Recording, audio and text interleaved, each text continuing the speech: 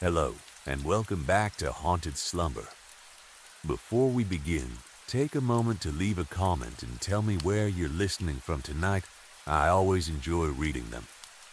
Tonight, settle in for 2 hours of slow, atmospheric horror stories, softly told to help you relax, quiet your mind, and gently drift toward sleep. There will be only 2 or 3 ads during the first 10 minutes. After that, you can enjoy the rest of the journey without interruption. If you enjoy calm, eerie storytelling made for late-night listening, don't forget to like this video, subscribe, and turn on notifications so you never miss another haunting tale. Now get comfortable, let your body relax, and allow the sounds of the outside world to slowly disappear into silence. The night is quiet, your thoughts are fading, and somewhere beyond the darkness, an old story is beginning to awaken. So close your eyes, listen carefully, take a slow breath, and let the night carry you gently into haunted slumber. Let's begin. Story 1. It happened in September of 2019, not long after my family moved into a new house.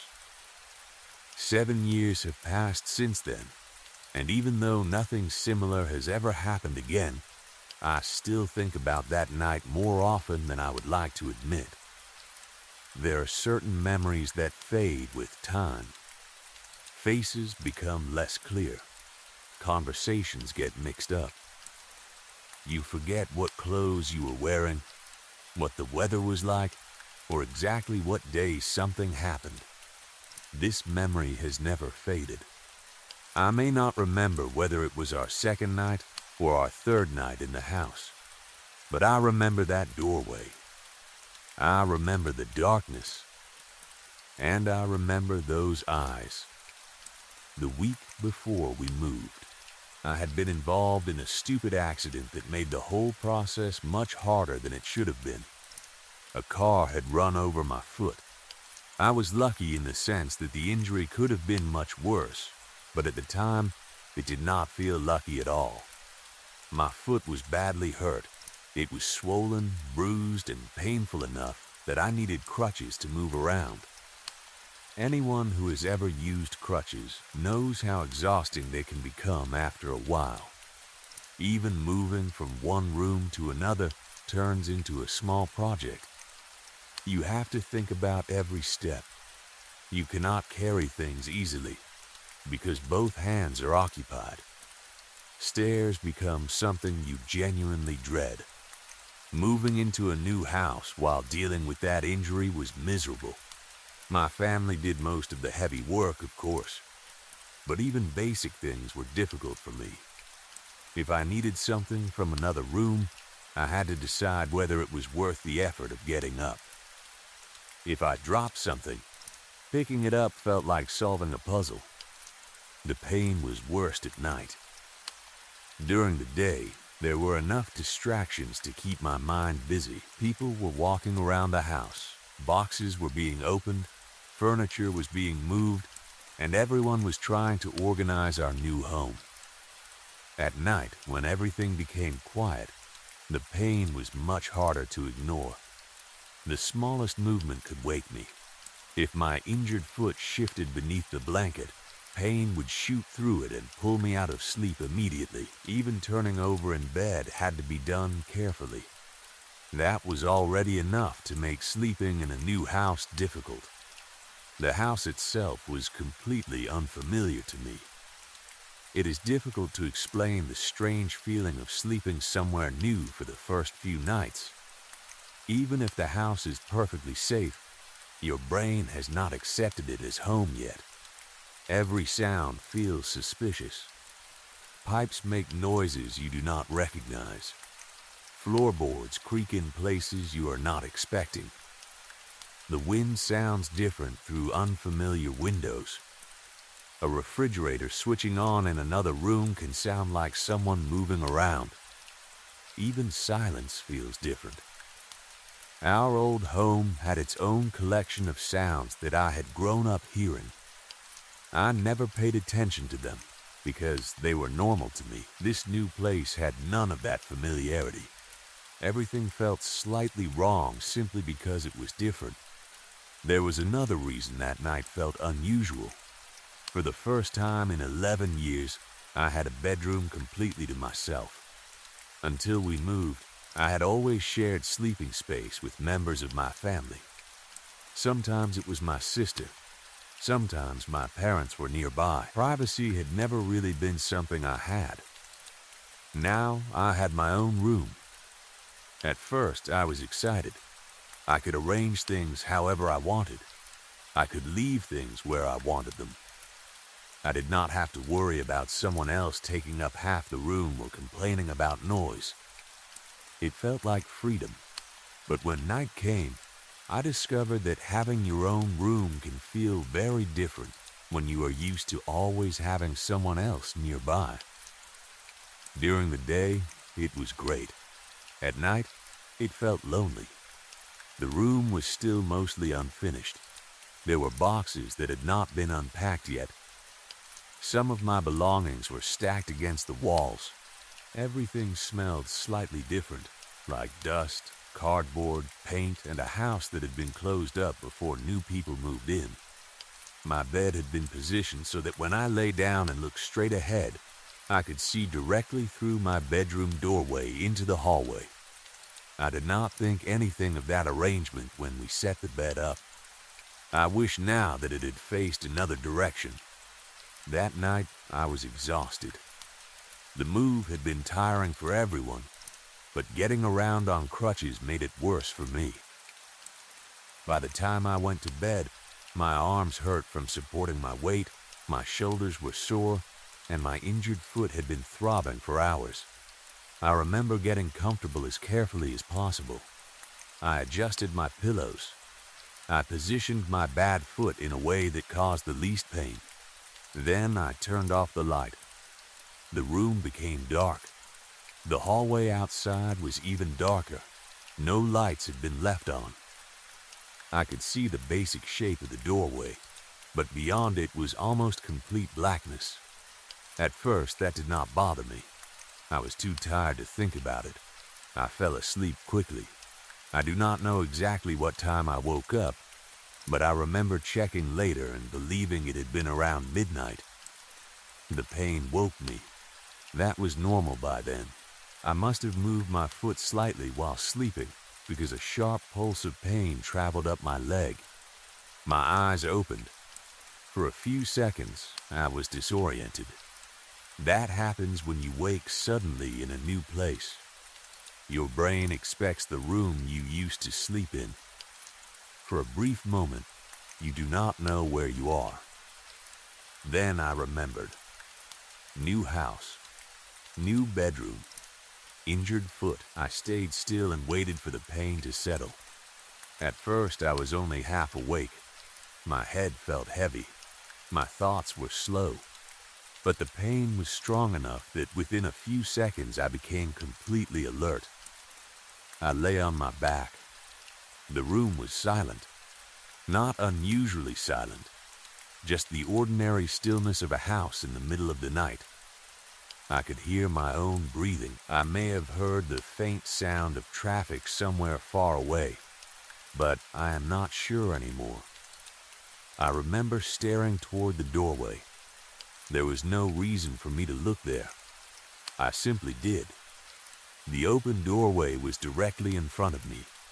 Everything beyond it was black. And then I noticed something inside that blackness. At first, I thought my eyes had not adjusted properly. There were two pale shapes near the upper part of the doorway. White, small, almost glowing. I stared at them. Then my stomach tightened. They looked like eyes. Two white eyes. They were tilted slightly toward the right. The angle made it look as though whatever they belonged to was leaning around the side of the doorframe, peeking into my room, looking directly at me. I remember my entire body becoming tense.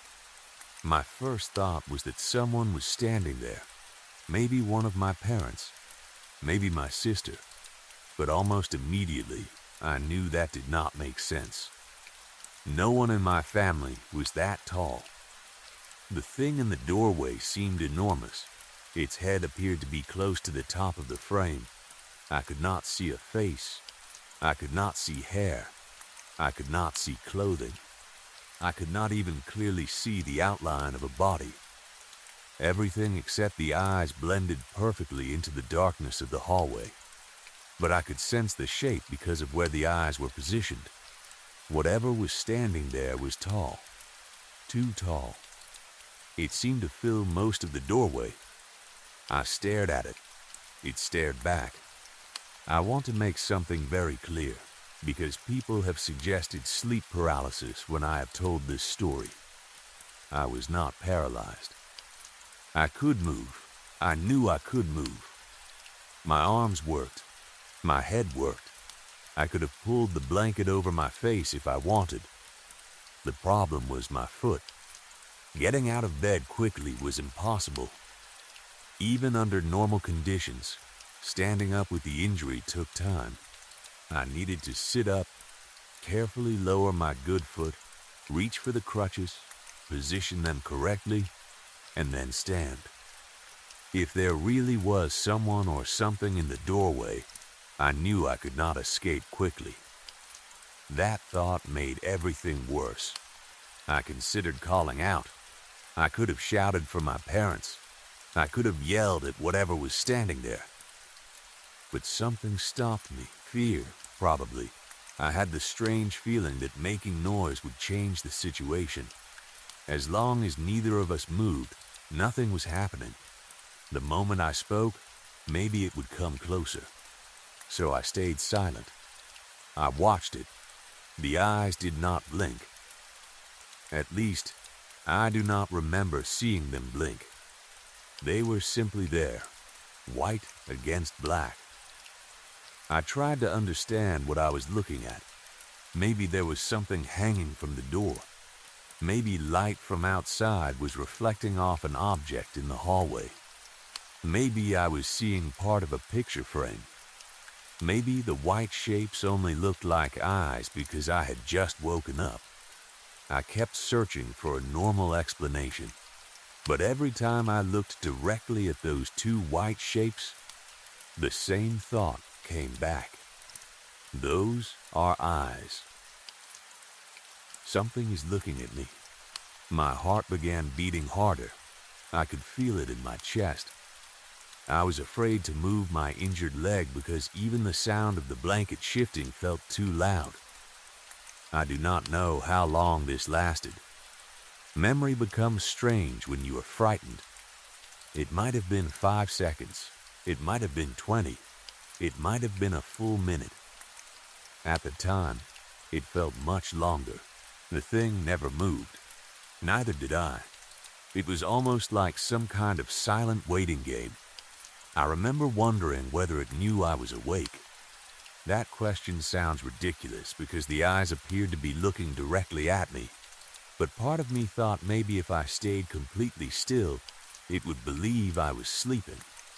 Then another thought came. What if it had been standing there before I woke up? That scared me more than anything else.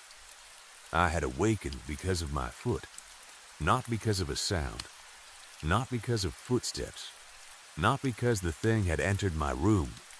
My injury had simply woken me. So how long had it been there? Had it arrived only a moment before I opened my eyes? Or had it been watching me sleep? I tried not to think about that. My mouth had gone dry. I wanted to reach for my phone, but I could not remember exactly where I had placed it. Even if it was beside me, I worried that the light from the screen would prevent me from seeing the doorway. Then I would not know whether the thing moved. So I did nothing. The eyes remained there, tilted slightly. Watching, eventually, I made a decision that still seems strange to me. I looked away. I do not know why. Maybe my eyes hurt from staring. Maybe I was trying to prove to myself that I was imagining it. Maybe some part of my brain thought that if I looked away and then looked back, the illusion would disappear. I turned my head, only for a moment. I remember looking toward the wall. I think I counted 1 or 2 seconds. Then I looked back. The doorway was empty. No eyes, no shape, nothing, just darkness. I froze again. Somehow, seeing it gone was almost worse.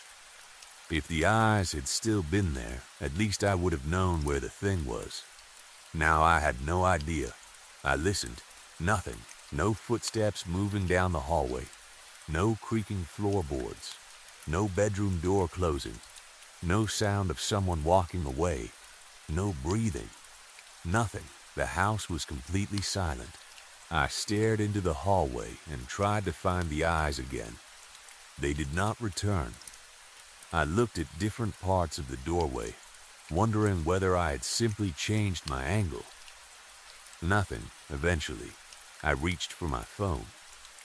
The glow from the screen lit part of my bed and the wall.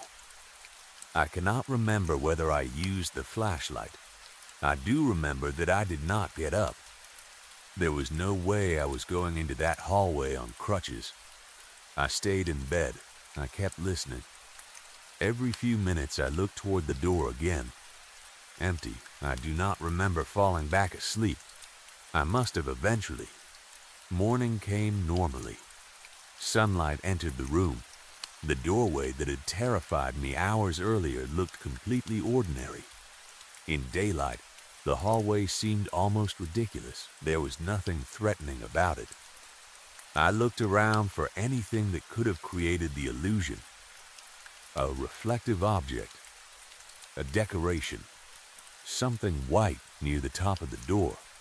Anything. I could not find an obvious explanation. I considered telling my family. I do not remember exactly when I finally mentioned it, but at the time I mostly kept the experience to myself. What could I really say? Something with white eyes watched me from the hallway? Maybe I had dreamed it.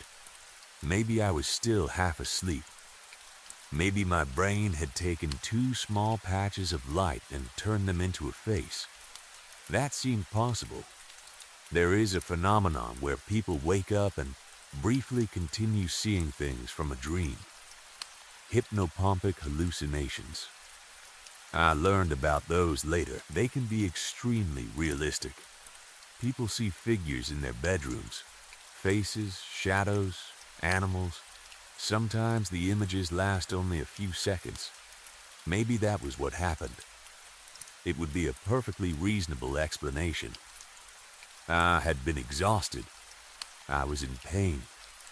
I had been sleeping badly. I was in an unfamiliar room. My mind may have still been partly dreaming when I woke up. But there is one thing that keeps bothering me. I remember becoming fully awake before I noticed it. I remember the pain in my foot. I remember adjusting my breathing. I remember staring into the hallway before I realized the eyes were there.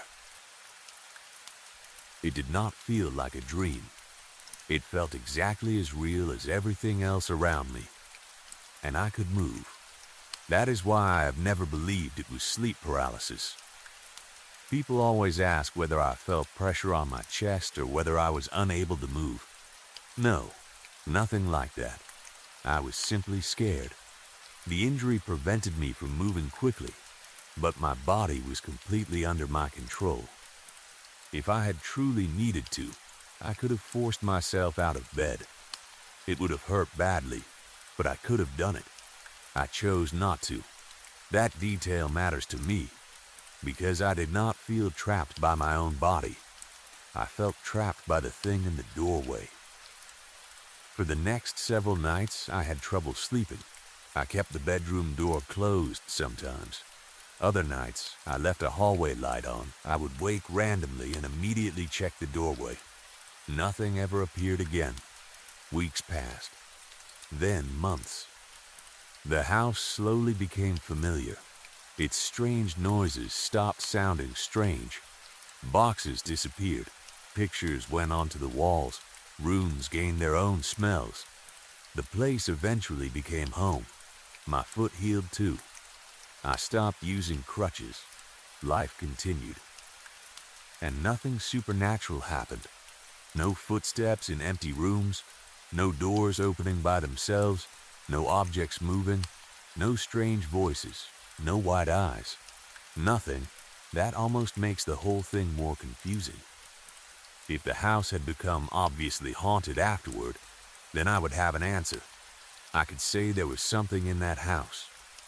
But there was no pattern, no second encounter, no proof. Just one night, one doorway, one figure. 7 years have passed. I no longer live with the same fear I felt in that moment. Most of the time I can talk about it calmly. Sometimes I even laugh. I tell myself it was probably my tired brain interpreting darkness badly. The human mind is very good at finding faces where there are none. We see faces in clouds, in the patterns of walls, in trees, in shadows. 2 small patches of reflected light can easily become eyes if you are tired and already nervous. That is the explanation I prefer. It is simple, normal, comforting, but occasionally, usually late at night, I remember one specific detail: the tilt. Those eyes were not level. They were angled slightly to the right, exactly the way someone's eyes would look if they were leaning around a door frame to watch without showing their whole face. That detail is difficult for me to dismiss, because it did not look random. It looked intentional, curious, as though whatever stood there did not want to enter my room. It only wanted to watch. Sometimes I wonder what would have happened if I had spoken. What if I had said, "Who's there?" Would someone in my family have answered? Would the eyes have disappeared immediately? Would the figure have stepped into the room? I am glad I never found out. There is another possibility I sometimes think about. Maybe it was not hiding in the darkness. Maybe the darkness was part of it. I could not see a body, because there was no difference between its body and the black hallway. Only the eyes separated it from everything around it. That idea is harder to live with, so I try not to think about it. I still wonder whether my injury somehow helped me that night. If my foot had been healthy, maybe I would have jumped out of bed immediately. Maybe I would have gone into the hallway. Maybe I would have chased whatever I thought I saw. Because I was hurt, I stayed still. I watched. And whatever it was eventually disappeared. Perhaps that was the safest thing I could have done. Or perhaps there was never anything there at all. I honestly do not know. That is why the memory has stayed with me. Most frightening experiences eventually gain an explanation. The noise outside turns out to be a cat. The shadow becomes a coat hanging on a chair.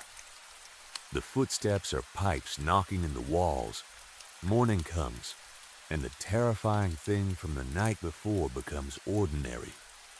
My experience never got that final explanation. Morning came. The doorway was empty. Life moved on. But nothing ever explained the eyes. Even now, when I sleep somewhere unfamiliar, I notice doorways. Hotels are especially bad.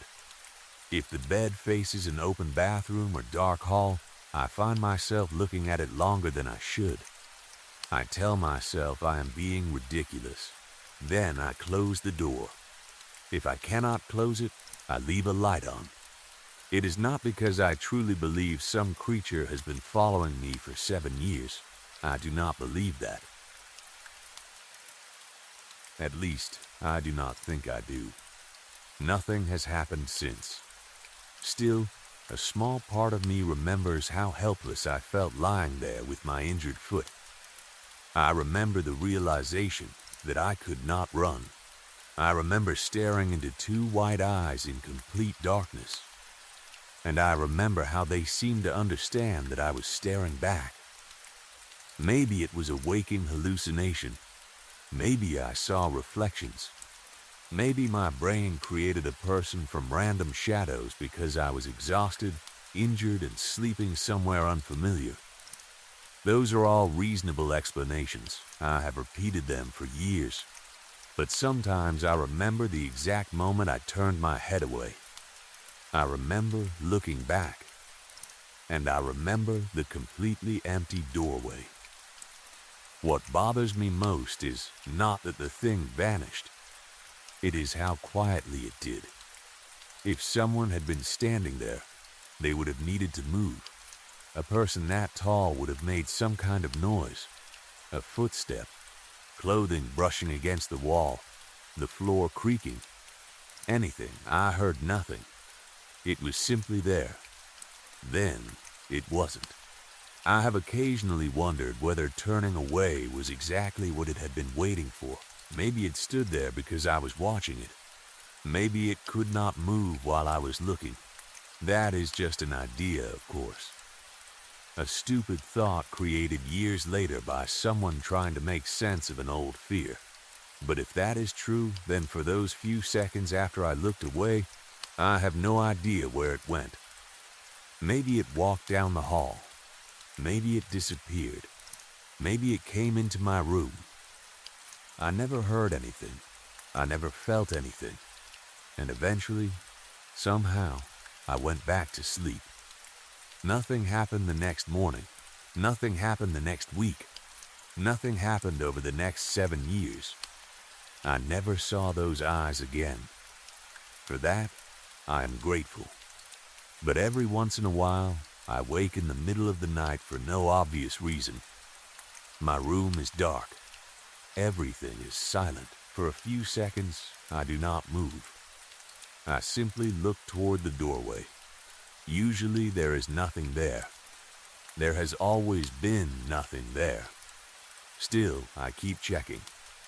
Because one night in September 2019, when I was injured, exhausted, and sleeping alone in a new house for the first time in my life, something stood in my doorway.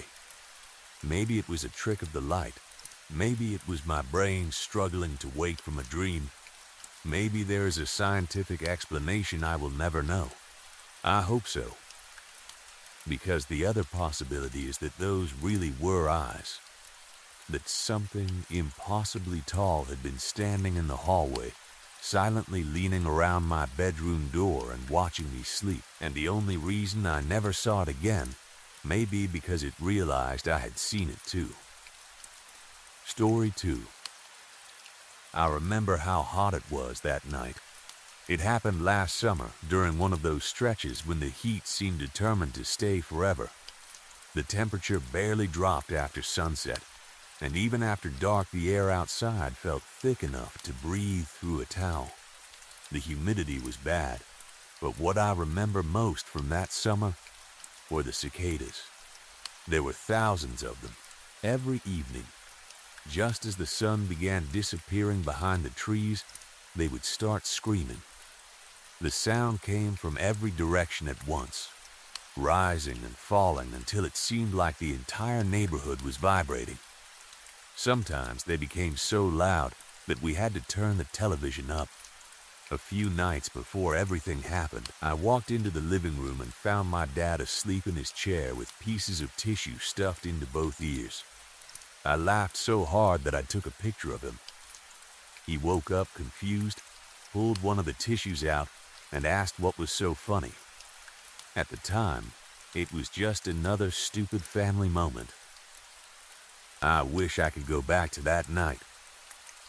Because the night everything happened was different. There were no cicadas. Not one.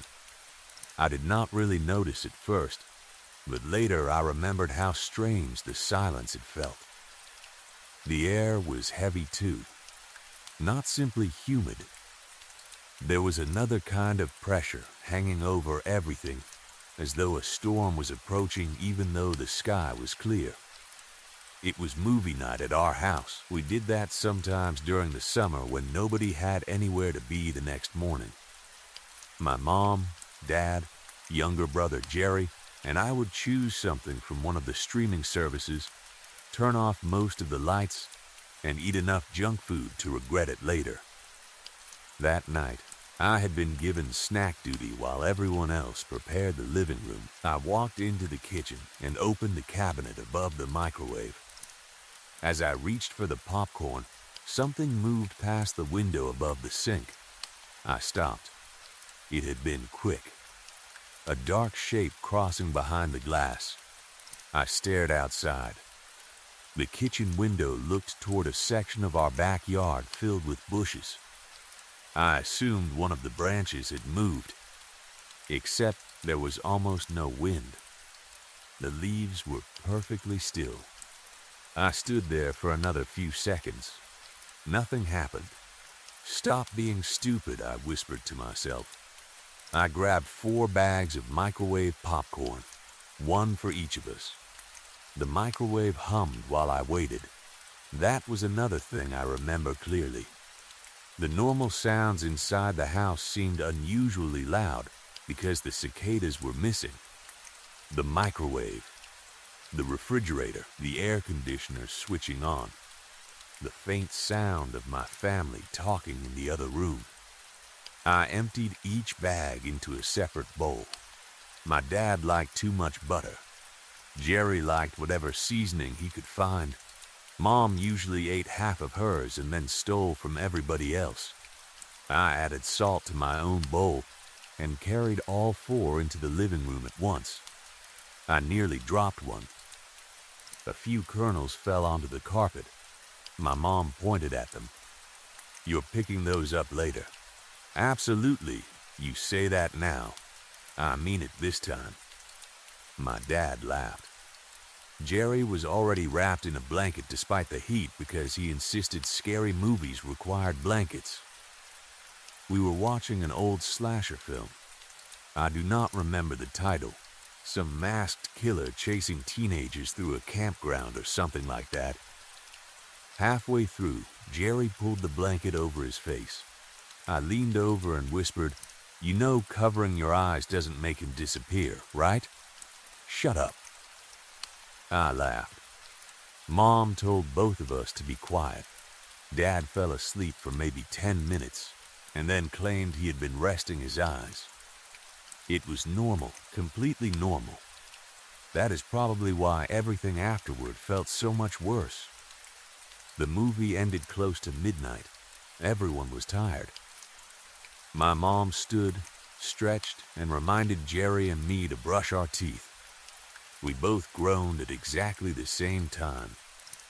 She laughed. "Both of you are disgusting." "I brushed them this morning," Jerry said.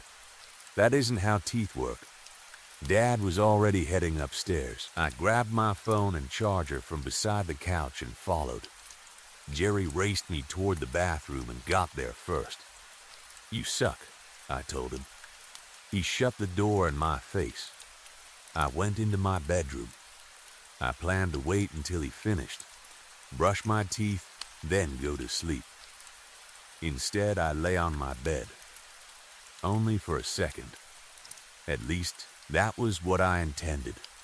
I rested my head against the pillow and closed my eyes. When I woke again, the house was dark. I looked toward the window. No light. For a moment, I was confused. Then I remembered falling asleep. I checked my phone. 2:03 a.m. Seriously? Jerry had never come to tell me the bathroom was free. I sat up and rubbed my eyes. The house felt strange.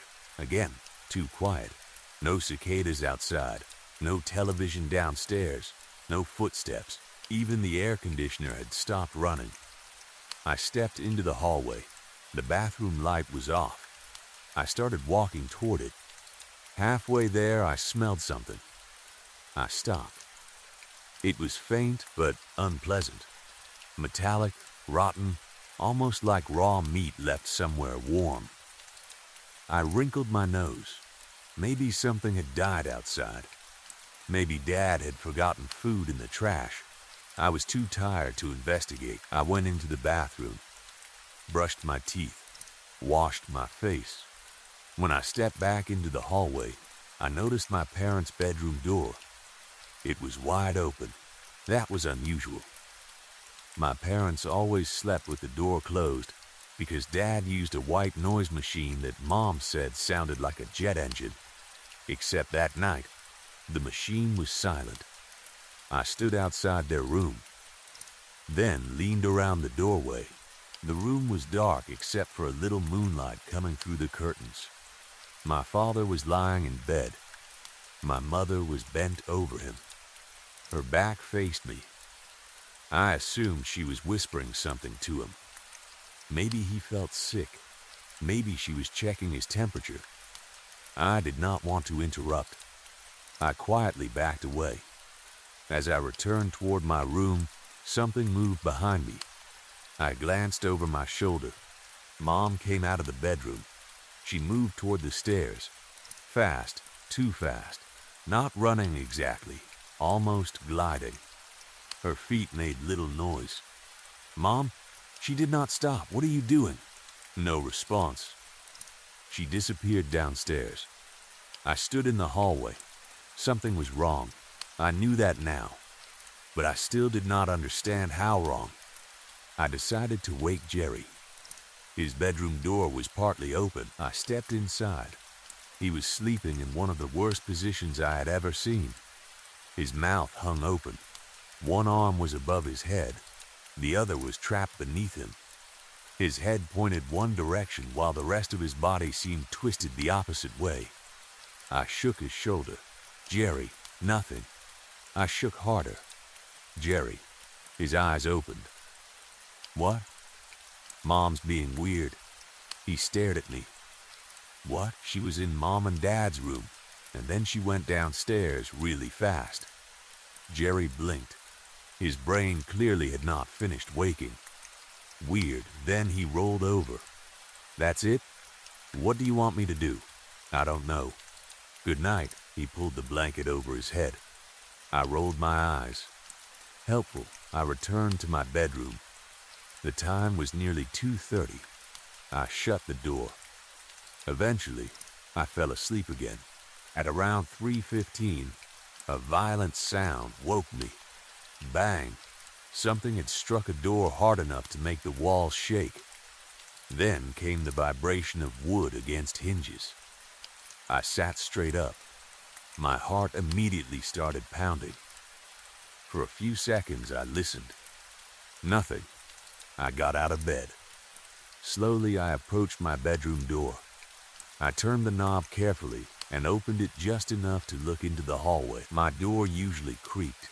That night, it did not. Mom stood outside Jerry's room. She was facing inside, completely still. The hallway was dark. I could not clearly see her face. But something looked wrong. Her head seemed tilted. Her eyes looked tiny. Black, her mouth appeared open, not slightly. Wide enough that from where I stood, it looked like a dark circle in the middle of her face. I felt cold despite the heat. I began closing my door. My hand slipped from the knob. The latch snapped loudly into place. Mom's head turned toward me. Instantly, there was no normal motion, no gradual movement. Her head simply jerked in my direction. I slammed the door. Footsteps started, heavy, fast, coming toward me. I backed away. The doorknob turned. "Mom." The door opened. "Go to bed." She entered. The person standing in my bedroom looked like my mother. But it was not my mother. "Not anymore. You're being a naughty boy." The voice sounded like hers, but deeper. There was something wet beneath it, something guttural, like another voice was trying to imitate hers from inside her throat. What did I do? I backed toward my bed. "Why are you acting like this?" She started crying. At least, that was what it looked like. Her hands covered her face. Her shoulders shook. but the crying sounded wrong, almost theatrical, an ugly, exaggerated sob. Her mouth remained open behind her hands. Then I noticed her fingers. They were too long, not dramatically, just enough. The joints seemed stretched, the nails slightly darker. "Mom?" She lowered her hands. Slowly, her eyes met mine. I knew immediately. Those were not my mother's eyes. The pupils were enormous. Black circles filled almost the entire visible surface. Only a tiny ring of pale white remained around them. Her mouth was worse up close. It was slightly off-center. The lower jaw hung at an angle. I could not understand how she was speaking through it. It looked physically impossible for her lips to close. I did not think. I ran. I hit her with my shoulder as hard as I could. She staggered just enough for me to get past. I sprinted into the hallway. The stairs were too far. If I ran down them and tried unlocking the front door, she would catch me. So I turned toward my parents' bedroom. I ran inside, locked the door. A second later, something slammed into it. The entire frame shook. I backed away. Another hit. Then another.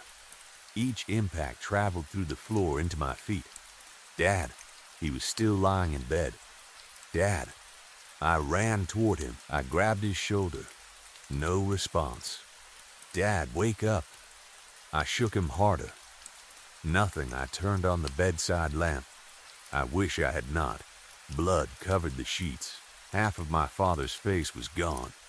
Not cut. Eaten. Red flesh covered one side of his skull. Part of his cheek was missing. His tongue pushed through a hole near his teeth. One eye socket was empty. The wounds had bite marks around them, long, sharp, deep enough that I could see places where teeth had scraped bone.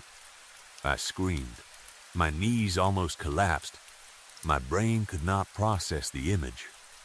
This was my dad, the man who had been asleep with tissue in his ears only a few nights earlier, the man who had been joking during the movie. Gone. I was crying so hard I could barely breathe. Behind me, the bedroom door exploded inward. The thing wearing my mother's face had thrown itself through it. The door tore partly from the hinges. I barely heard it.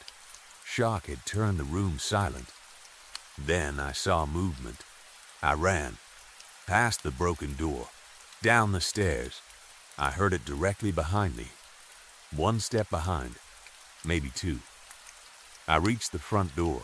My hand slipped on the lock. Come on. The footsteps were coming.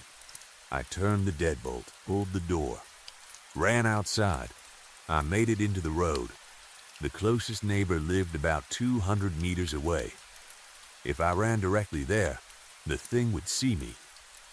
I heard the front door slam open behind me. I looked toward the bushes along the roadside, then dove into them. Branches scratched my arms and face. I crawled deeper. I covered my mouth with both hands. A few seconds later, footsteps rushed past. Fast, much faster than a normal person. I stayed still. I was crying. I had not even noticed until tears were dripping from my chin. I forced myself to breathe slowly. Wait, just wait. Minutes passed. Nothing returned. Then I did something that still sounds insane. I went back. Jerry. I had left Jerry inside. I could not run to the neighbor and hope the creature did not return to him first. I crawled from the bushes, jogged toward the house. The front door remained open. I slipped inside, locked it, checked the back door. Locked, windows, locked. Then I went upstairs. Jerry was still asleep. I burst into his room and turned on the light. Get up, he groaned. Jerry, get up. He sat up. What? Mom was in here earlier? What? When I saw her at your door, I didn't see her. He noticed my face, my tears, my breathing. What happened? I told him. Not everything at first, just enough. Mom had attacked me. Something was wrong. Dad was dead. He stared at me, then shook his head. No, Jerry, you're messing with me. I'm not. You watched that stupid movie. He got out of bed. I'm waking Mom and Dad. Don't. He walked into the hallway. I followed. Then he saw my parents' door. It was hanging partly off its hinges. Jerry stopped. I watched his face change. He walked into the bedroom, then ran. He reached the bed, dropped to his knees. The sound he made when he saw Dad was something I will never forget. I grabbed him. Quiet. He pushed at me. Dad. Jerry. Quiet. I covered his mouth. I don't know where she is. He looked at me. She might come back. That reached him. He stopped fighting. We decided to hide in the basement. There was a guest bedroom down there. It had a lock. We moved quietly, closed the blinds, locked ourselves inside. Only after we were down there did we realize neither of us had brought a phone. Mine was upstairs. Jerry's was probably still charging. Neither of us volunteered to go get one. We sat together on the guest bed, waiting. The basement seemed colder than upstairs. Jerry kept shaking. I held his hand. Neither of us spoke about Dad. We could not. At least an hour seemed to pass. Then something moved outside the room. A shuffle. Soft, slow. Jerry looked at me. I looked at him. What was that? He whispered. I don't know. We listened. Then a voice came through the door. Help. Very quiet. Almost a whisper. Jerry grabbed my arm. We stayed silent. Please, the voice sounded strained. We assumed it was a trap. Minutes passed. Then Jerry looked toward the small basement window behind us.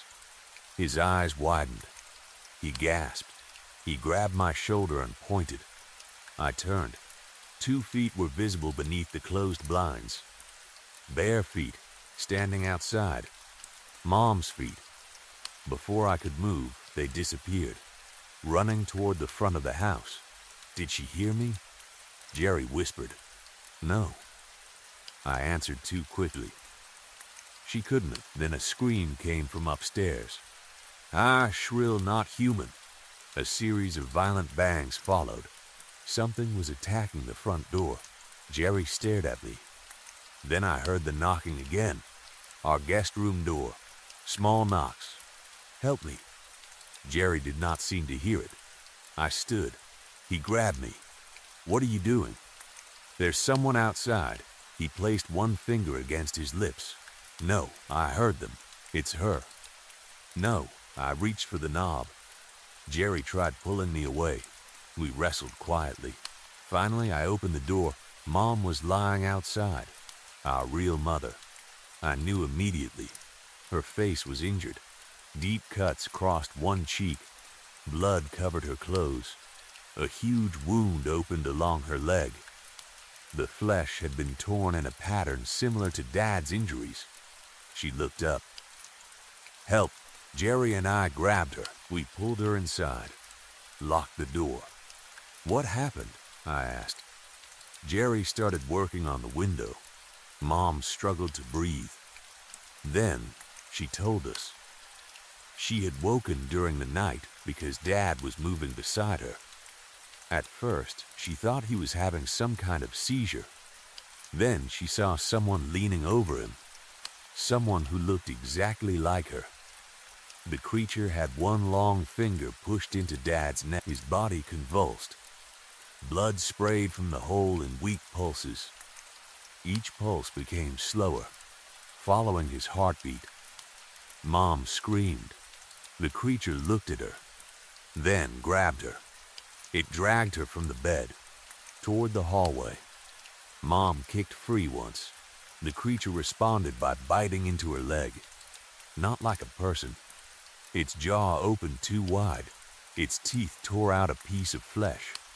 Then it dragged her downstairs, out the front door, into the bushes. It left her there. Mom lost consciousness. When she woke again, she saw me running out of the house. The creature followed me. She watched both of us disappear down the road. Mom tried moving. She could barely walk. She crawled back toward the house, entered, then hid inside the closet near the front door. When she heard me return, she thought it was the creature, so she remained silent. Then she heard Jerry and me moving downstairs. After we disappeared into the basement, she crawled after us. She had been outside the guest room asking for help. While Mom told us the story, Jerry and I held her. All three of us cried. Then another scream came from upstairs. The creature was still attacking the front entrance. Jerry returned to the basement window. He finally forced it open. I helped lift Mom. She cried out when her injured leg touched the frame. We pushed her through. Jerry followed. Then me. As I climbed outside, a violent crash came from upstairs. The front door had finally broken. Something huge slid across the hardwood floor. For a second, it sounded like a massive dog scrambling on claws. Then came footsteps toward the basement. We ran. Mom could barely move. Jerry and I supported her between us. Behind us, something reached the bottom of the basement stairs. Then the guest room. We did not look back. We reached the neighbor's house. Pounded on the door, the homeowner almost did not let us inside because we must have looked insane. 3 people covered in blood and scratches showing up before sunrise. Once he saw Mom's leg, he opened the door. We called 911. It was around 5:30. The sky had begun turning pale. By the time police arrived, daylight had spread across the neighborhood. Paramedics treated Mom. She was taken toward the ambulance. Jerry and I remained with the officers. We told them what happened. I could tell immediately they did not believe us. They tried hiding their reactions. They failed. 2 officers whispered to each other. I heard one say something about kids and horror movies. The other laughed. Jerry heard it too. He looked at me angrily. I wanted to shout at them. Instead, I waited. We walked with them toward the house. From outside, everything looked normal. That made their disbelief worse. No creature. No broken windows visible from the road. Just a quiet house under morning sunlight. Then the front door opened. The smell hit us. Blood, rot, something much worse. One officer immediately raised his hand. Stay outside. Jerry and I stopped. 2 officers entered. The 3rd remained near us. About a minute passed. Then gunshots exploded from inside. 3, 4, 5. A scream followed. The same scream I had heard all night. The officers came running out. Both had their guns raised. One almost fell on the porch steps. What the hell was that? The 3rd officer shouted. Nobody answered. They backed away. Weapons pointed toward the doorway. Then glass shattered upstairs. The creature launched itself through a 2nd-floor window. It landed directly on one of the officers. It still looked like Mom, but the disguise had become worse. Its arms were too long. Its fingers stretched into claws. Its jaw hung open. Those black pupils filled almost its entire eyes. It tore at the officer's face. He screamed. The other 2 opened fire. Bullets struck the creature. It squealed, not screamed, squealed a terrible animal sound. It stumbled backward. The injured officer crawled away. All 3 fired. Again. The creature jerked with every bullet. Eventually, every gun went silent. The thing collapsed. Nobody moved. One officer slowly removed his hat. He wiped sweat from his forehead. His face looked completely empty. Then the officers reloaded. They approached together, guns still pointed at the body. One kicked its arm. Nothing. They checked for movement. None. Backup arrived. Then more officers. Then people I had never seen before. Men and women in protective clothing. They covered the body, loaded it into a vehicle. We were told almost nothing. Dad's death became part of an active investigation. Mom spent 2 weeks in the hospital. Her leg required surgery. Several wounds became infected. She survived. Dad was buried. Jerry barely spoke at the funeral. Neither did I. Our house needed major repairs. The broken doors, blood, the upstairs window, bullet damage. For a while, we stayed with one of Mom's closest friends. Life became something we performed rather than something we lived. Mom tried smiling. Jerry went back to school eventually. I slept badly. None of us liked closed doors anymore, or open ones. Several weeks after Mom left the hospital, a storm moved through the area. Heavy rain, thunder, lightning. We stayed inside. Mom's friends suggested a movie. For some reason, we agreed to another horror film. Maybe we wanted to prove we could. Maybe we were tired of being afraid. The storm became worse as the movie continued. Rain struck the windows. Thunder shook the house. When the credits rolled, Mom's friend changed the channel to check the weather. A local news station appeared. We expected tornado warnings, flooding, power outages. Instead, a red banner covered the bottom of the screen. Breaking news. The reporter looked nervous. The photograph beside her showed a large gray facility surrounded by emergency vehicles. Then she said a word I had never heard before. Replicate. That was what officials were calling the creature. Not a ghost. Not a demon. Not an animal. A replicate. The reporter explained that an unidentified organism recovered after a violent incident weeks earlier had been held at a secure research facility. My mother grabbed my hand. Jerry sat forward. The reporter continued. Testing had apparently confirmed that the organism possessed an unusual ability to imitate human appearance. Not perfectly, but closely enough. Nobody on television explained how. Then came the sentence that made the room go completely silent. The replicate had escaped. Sometime during the storm, power had failed inside part of the facility. Emergency systems activated. Several employees went to inspect the containment area. 2 were found dead. A third was missing. The chamber holding the replicate was empty. Authorities were advising people not to approach suspicious individuals. They said the organism might be injured. They said it was dangerous. They said it could resemble someone familiar. Someone you trusted. Mom's friend turned toward us. What does that mean? Nobody answered. Thunder shook the windows. Then, from somewhere outside the house, the cicadas began screaming. Thousands of them, louder than I had ever heard before. Mom squeezed my hand tighter. Jerry stood. The television continued talking. Authorities were still searching. They did not know where the creature had gone. They did not know whose appearance it might be using. And they had no idea whether it was the only one. Story 3.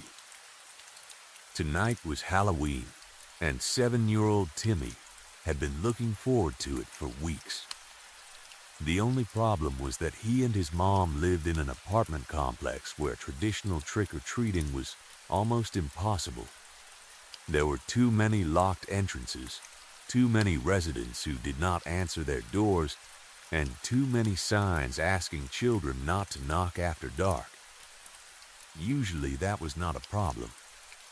Every Halloween, Timmy's mom took him to visit his cousins in the suburbs. Their neighborhood was perfect for trick-or-treating. Almost every house decorated its porch, parents sat outside with bowls of candy, and children filled the streets until late at night. But this year, Timmy's cousins were out of town. His mom had spent several days trying to find something else for them to do before remembering that the local Metropolitan Zoo held an annual Halloween event called Trick or Treats with the Animals. Children under 10 could enter for free as long as they were dressed as animals. Timmy was 7, and Timmy was dressed as a monkey. His costume was made from soft brown felt. It had a hood with round ears, little mittens shaped like monkey hands, and a long stuffed tail attached to the back. His mom wore jeans, sneakers, and a sweater. When Timmy asked what she was supposed to be, she smiled. A mom. Apparently, that was enough. "Come along," she called as they crossed the parking lot. "Hold on, Mom." My tail stuck. Timmy twisted around and pulled the stuffed tail free from the car door. Then he hurried after her, taking small, careful steps because he did not want to trip. A month earlier, he had fallen while running at the park and scraped his chin badly against the pavement. He still remembered the burning pain when his mother cleaned the wound. He had no interest in repeating that experience tonight. "Come on, you little monkey," his mom teased. Timmy grabbed her hand. They walked through the large zoo entrance together. Inside, Halloween decorations hung everywhere. Orange lights wrapped around trees. Plastic bats dangled from signs. Fake spider webs covered railings. And employees dressed as witches, skeletons, and animals handed out candy. Families crowded the pathways. Children ran between animal enclosures carrying pumpkin-shaped buckets. Timmy immediately became excited. The zoo looked completely different at night. Normally, when he visited during the afternoon, many animals slept or rested in the shade. Tonight, the sun was going down, and more of them were active. They walked. They watched. And as Timmy passed each enclosure, something strange happened. The animals watched him back. Not casually, not the way zoo animals sometimes looked at visitors. Their eyes seemed to follow the children. Timmy did not notice at first. His mother definitely did not. She clapped her hands together. "Okay, who do we see first?" "Elephants." Timmy loved elephants. Actually, he loved almost every animal. When he grew up, he planned to become a zoologist, or, as he often told his mother, at least learn how to spell zoologist first. They followed signs towards the elephant enclosure. Timmy's mom kept hold of his hand. She was very protective of him in public. "Stay close to me, okay?" "Okay, Mom." They reached the viewing area. A bowl of candy stood beside the railing. Several families gathered there, watching the elephants walk slowly across their habitat. "Look over there." Timmy's mother crouched beside him and wrapped an arm around his shoulders. That baby elephant is following its mommy. A large female elephant moved across the enclosure. Behind her came a smaller one. The baby held onto the mother's tail with its trunk as they walked. Timmy smiled at first. Then, his smile disappeared. Something was wrong. The baby elephant did not look like a baby elephant. Not exactly. Its body seemed too round. Its legs bent strangely. Its movements reminded Timmy of a child trying to walk on all fours. The trunk did not seem natural either. It looked almost like a gray rubber hose attached to the face of a large little boy. Timmy leaned closer. The baby elephant stopped. Its head slowly turned. It looked directly at him. Timmy's stomach felt funny. "Mom?" Yes? Why does the baby elephant look sad? His mother laughed. Oh, honey, he's not sad. That's just how elephants look sometimes. Timmy kept staring. The baby elephant's eyes did not leave him. His mother grabbed 2 pieces of candy from the bowl and handed one to Timmy. Come on, let's see the flamingos. They moved on. At the flamingo enclosure, Timmy noticed something else. Among the tall pink birds was a smaller flamingo, except it looked like a young girl. Her legs were thin and pink. One was lifted beneath her body, but her head looked wrong. It seemed as though someone had strapped a cheap plastic beak over the lower half of a child's face using rubber bands. Timmy blinked. The shape became more bird-like, then human again. He pulled on his mother's sleeve. She was talking to another parent. They continued towards the lines. There, a toddler-sized lion sat near one of the adults. Its mane looked like fake fur. Dark lines crossed its cheeks like whiskers drawn with a grease pencil. At the cheetah enclosure, Timmy saw a thin girl running behind the adults. Black spots seemed painted across her face. No one else reacted. Children laughed. Parents took pictures. Zoo employees smiled. Timmy began feeling sick. He looked around at the people instead. That was when things became worse. Timmy, his mother suddenly said, "Look at this boy's costume." She hurried towards another family. A woman stood nearby dressed in an elephant costume. Behind her was her son. At least, Timmy assumed it was her son. The child was gray. His ears were huge flaps hanging from the sides of his head. A long trunk extended from his face. He used it to hold his mother's hand. Timmy stared. Then he noticed the mask. The child was wearing a mask, a cheap plastic mask, but it was not an elephant mask. It was a human face. The smiling face of a little boy had been stretched over the elephant's features. 2 dark eyes looked through the holes. Timmy stopped walking. His mother did not. "Excuse me." The elephant-costumed woman turned. Timmy's mother smiled. "I just wanted to say I love your costumes." The other woman looked tired, almost annoyed. "Oh, thank you." She pulled gently on the creature's trunk. "Come on, Geoffrey." Geoffrey looked at Timmy. His mouth opened beneath the child mask. A loud trumpet came out. Not a child pretending to be an elephant. A real elephant cry. The sound echoed inside Timmy's head. He covered one ear. Geoffrey's mother led him away. "Rude," Timmy's mom muttered. Timmy felt tears gathering in his eyes.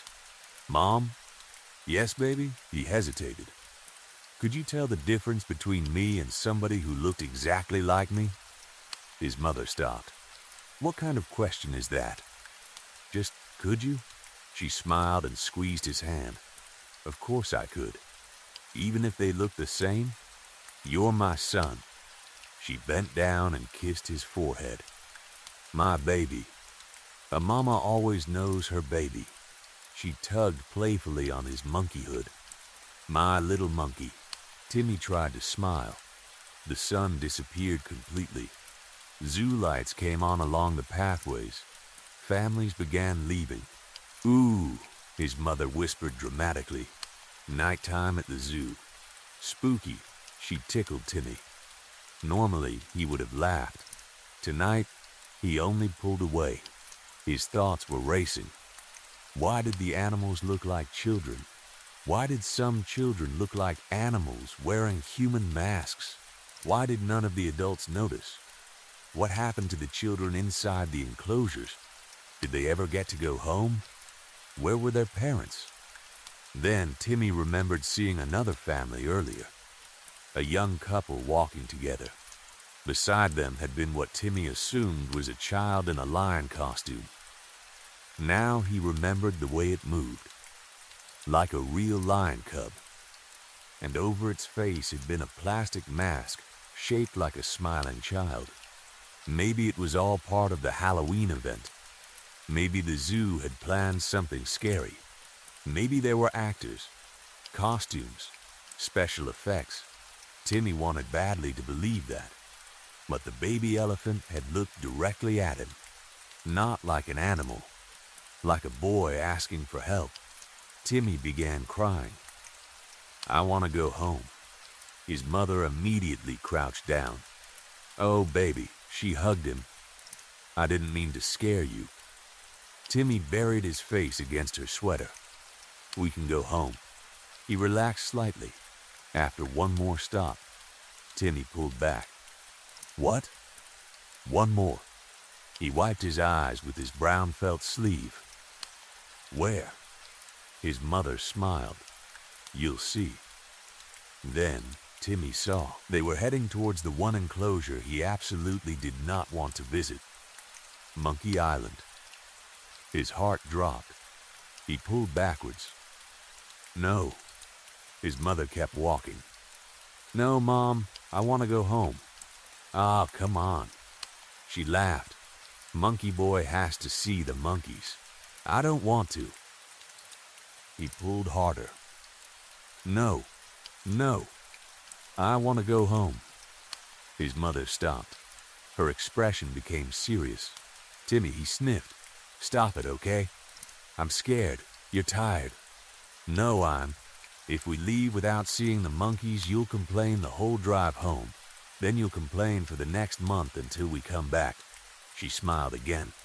"Come on, Monkey Tim. Let's go see the monkeys." Timmy did not want to argue, so he followed. Monkey Island was a large piece of artificial land surrounded by a wide moat. Trees grew across it. Ropes hung between wooden platforms. There were tires, balls, climbing structures, and other toys. Several monkeys sat in the trees. Others moved along the ground. As Timmy and his mother approached the railing, almost every monkey stopped what it was doing. They looked at Timmy all at once. Timmy squeezed his mother's hand. "Hello, monkeys." His mother waved enthusiastically. Then she leaned down.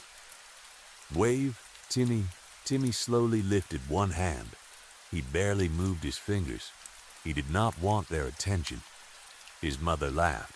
"That's not how a monkey waves." Before Timmy understood what she was doing, she lifted him onto the railing.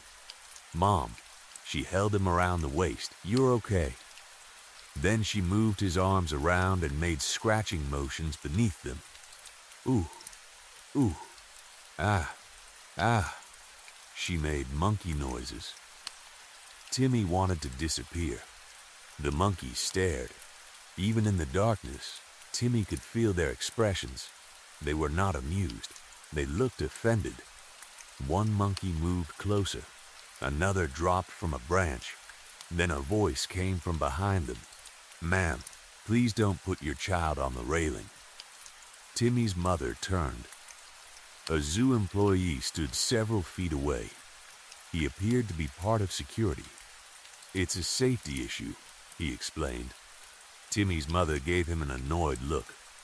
"Oh, I'm sorry." The man sighed quietly. "You don't want me holding my own child while I have a completely secure grip on him? Ma'am, I just work here. So? I don't make the rules." She lifted Timmy down. "Fine." Timmy immediately stepped away from the railing. His mother marched towards the security guard. "You think you can come over here and explain to me how to take care of my own child?" The guard raised both hands. "Ma'am, that isn't what I said. You literally told me how to hold him. No, I asked you not to place him on the railing because you think I'm putting him in danger? Because it could be unsafe." "Unsafe?" Her voice grew louder. Timmy stopped listening. Something moved above him. Leaves shook. Branches bent. He looked up. Several dark shapes traveled through the trees, fast, too fast. "Mom?" She did not turn. "In a minute, baby." The shadows came closer. Mom, she was arguing now. I said I wasn't going to drop my own kid. A hand covered Timmy's mouth. It was warm, leathery. Timmy's eyes widened. Thin arms wrapped around his body. He tried to scream. No sound escaped. The ground disappeared beneath him. He was lifted upwards.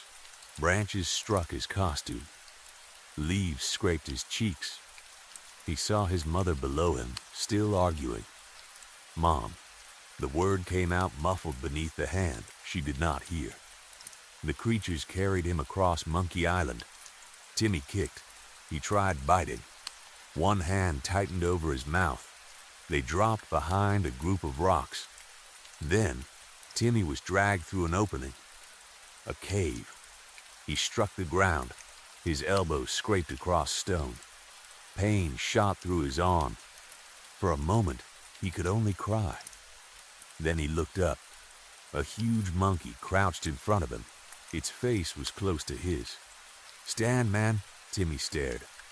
The monkey spoke again. "Stand," other voices echoed from the darkness. "Stand, stand, man, stand, man, man." Timmy slowly pushed himself upright.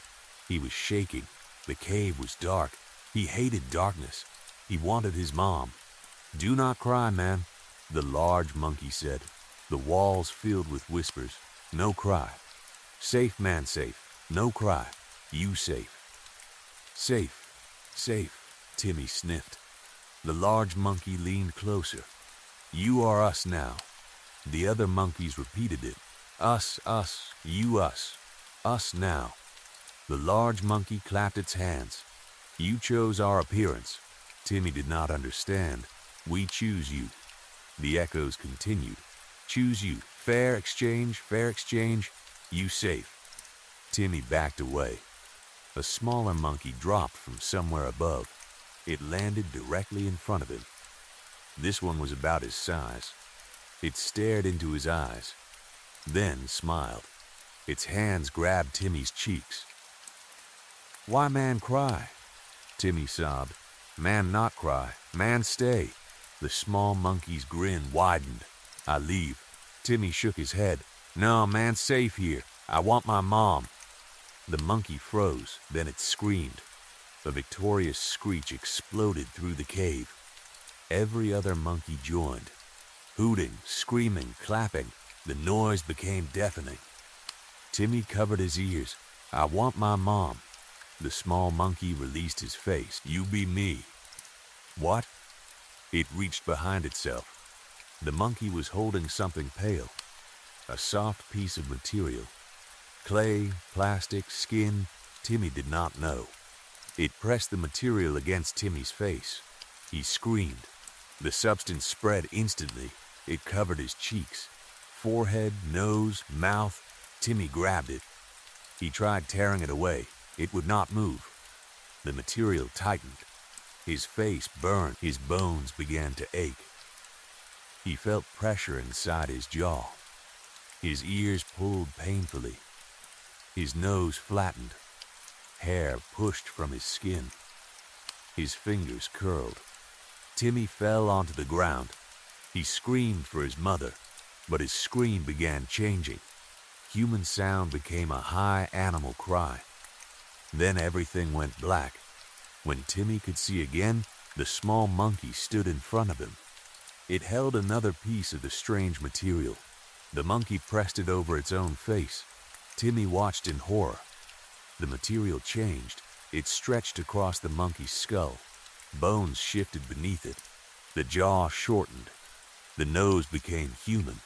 Fur disappeared beneath smooth skin. Its ears changed shape. Brown hair appeared. Within seconds, Timmy was looking at himself. Exactly himself. Same face, same eyes, same hair. Even the tiny scar beneath his chin from falling at the park. The new Timmy smiled. "Me you now." The cave erupted. "He you. You him. Him no longer you. He now you." "Ooh, ooh," the real Timmy screamed. His voice came out as monkey cries. Outside, Timmy's mother finally finished arguing with the guard. She turned. "Timmy?" No answer. "Baby?" She looked around. Her smile disappeared. "Timmy?" She checked behind the railing. Then, nearby families. Panic appeared in her face. "Timmy!" She hurried along the path. "Timmy, where are you?" The trees above her moved. Branches shook. She glanced upward. "Must be the wind," she whispered. Inside the cave, Timmy heard her. "Mom." Only a shriek escaped his mouth. He ran towards the opening. Several monkeys blocked him. He pushed between them. "Mom." His mother could not understand. Outside, a small child approached her. Brown monkey costume, round ears, stuffed tail. Timmy's face. "There you are." His mother gasped. She rushed forward and hugged the false Timmy. "Oh my God." Tears filled her eyes. "I thought I lost you." She squeezed him tightly. "I'll never lose you again." Inside the shadows, the real Timmy watched. His mother held the creature's face between her hands. "My little monkey." Timmy screamed. He remembered what she had promised. A mama always knows her baby. But she did not know. She could not tell. The false Timmy smiled at her. His mother took his hand. "Let's go home." Timmy pushed through the monkeys. He ran from the cave. His arms felt strange. His legs were short and bent. His hands struck the ground sometimes as he moved. "Mom." Animal cries echoed across Monkey Island. His mother looked briefly towards the enclosure. The fake Timmy tugged her hand. She looked down at him instead. Together they walked away. No. Timmy ran towards the edge of the island. A monkey grabbed him. He fought free. His mother became smaller in the distance. "Mom." She did not turn. Timmy stumbled near the water. He looked down. Moonlight reflected on the surface. He saw a face. For 1 second, he expected to see himself. A 7-year-old boy in a monkey costume. Instead, a small monkey stared back. Brown fur covered its head. Dark eyes filled with tears. Its mouth opened. Timmy opened his own. The reflection copied him. No, what came out was a frightened animal whimper. Behind him, the other monkeys gathered. Some climbed the rocks. Some hung from branches. Others stood silently. The large monkey approached. "You safe?" Timmy turned. "I want my mom." Only screeching came out. The large monkey seemed to understand. "Mom has you." Timmy shook his head violently. No. The monkey pointed towards the distant path. Timmy's mother was leaving the zoo. Her hand was wrapped around the hand of the thing wearing Timmy's face. "Mom has Timmy." The words broke something inside him. He ran along the edge of the island. He searched for a way across the moat. The water was too wide. The railing stood beyond it. Visitors were leaving. Nobody looked towards him. Nobody knew. Then Timmy noticed another enclosure across the path. The elephant habitat. The baby elephant stood beside the adult female. It was watching him. Timmy finally understood the sadness in its eyes. It had been a child. Maybe it still was. Farther away, the young flamingo turned its head. The toddler-sized lion sat motionless. The girl-shaped cheetah watched from behind a rock. Children, all of them. Timmy looked towards the families leaving the zoo. He saw Jeffrey walking beside his mother. Gray body, large ears, long trunk, and over his face, that cheap human mask. Except now Timmy understood. Jeffrey was not a boy dressed as an elephant. He was an elephant leaving in the place of a boy, just as the monkey was leaving in Timmy's place. The zoo had not dressed children like animals. The animals had dressed themselves like children. And nobody noticed. Timmy sat beside the water. His mother reached the exit. For one final second, she stopped. Timmy stood. His heart jumped. Maybe she knew. Maybe she had remembered something. She looked back towards Monkey Island. Timmy raised both arms. He screamed, "Mom!" A desperate monkey cry carried across the zoo. His mother stared towards the darkness. The false Timmy pulled gently on her sleeve. She looked down. He said something Timmy could not hear. His mother smiled. Then she bent and kissed his forehead. Timmy's arms dropped.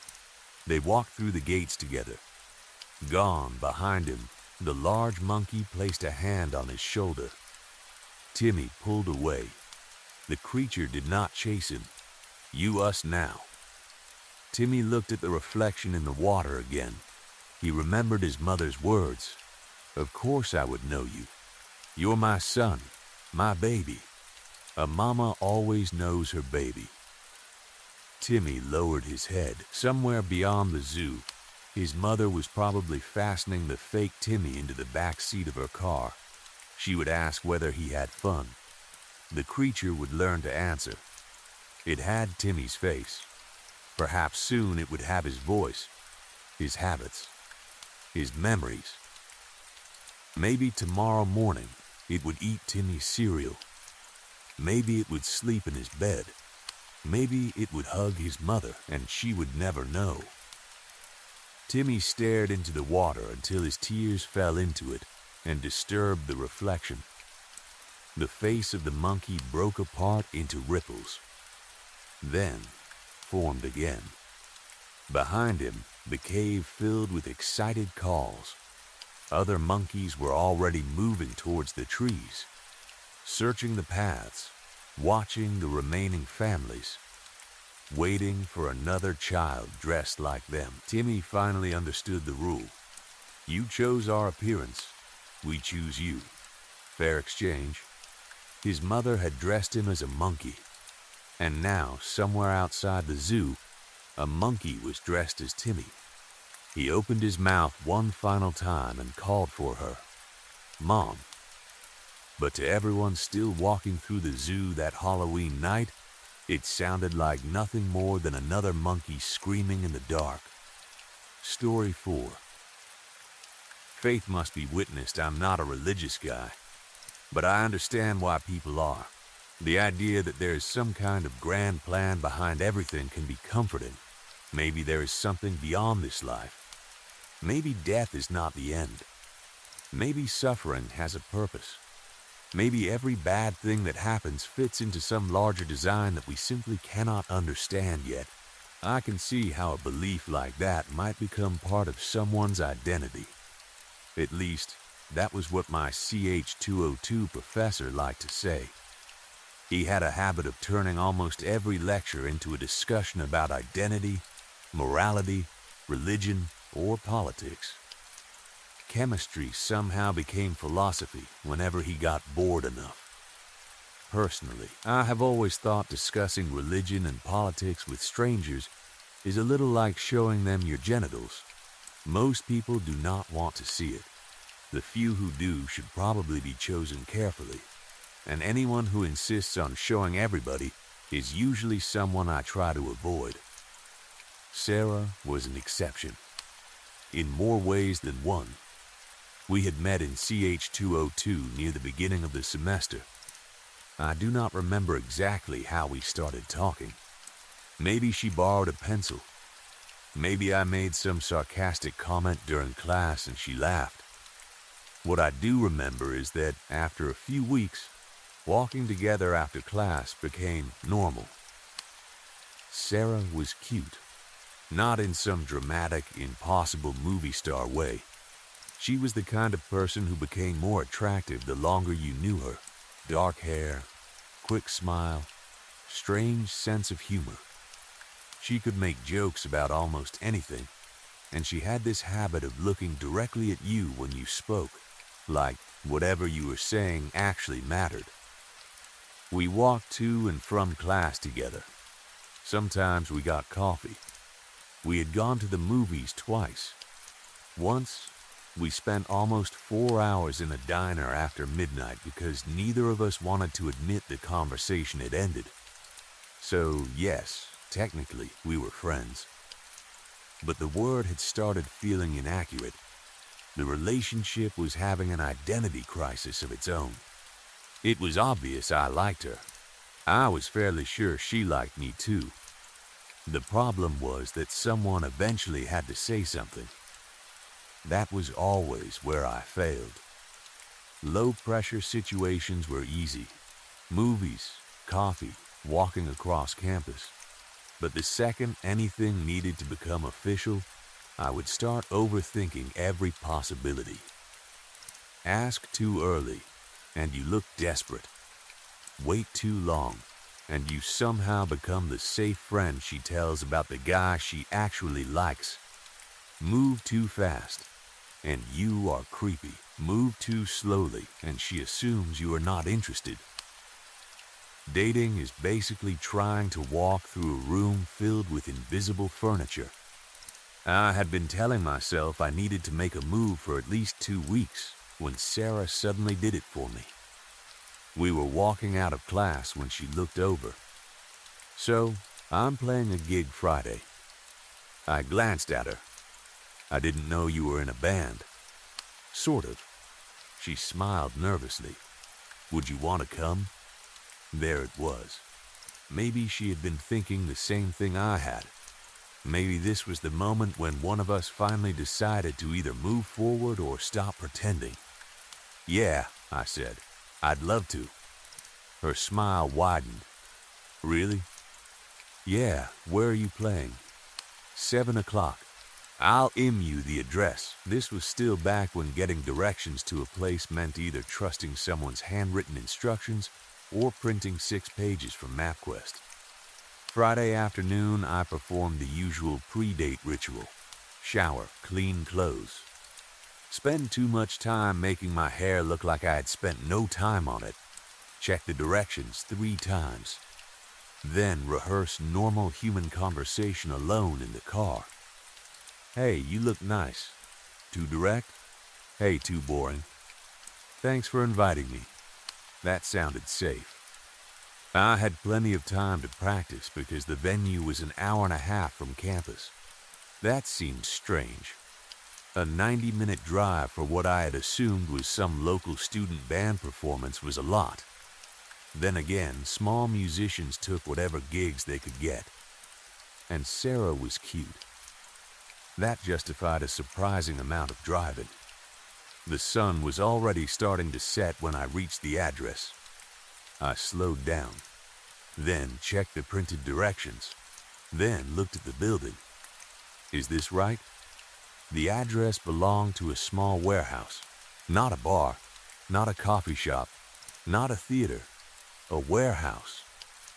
The building sat alone behind an aging parking lot. There were no signs outside, no poster advertising a show, no line of people waiting to get in. There were not even any other cars. I checked the address again. Correct? For a moment, I considered leaving. Then I imagined Sarah asking later why I never came. So I parked. I stepped out of the car and walked toward the entrance. The front door was unlocked. Inside, the warehouse was dark. A narrow hallway stretched ahead. The smell reminded me of dust, old wood, and something faintly metallic. At the end of the corridor, light spilled through an open doorway. I followed it.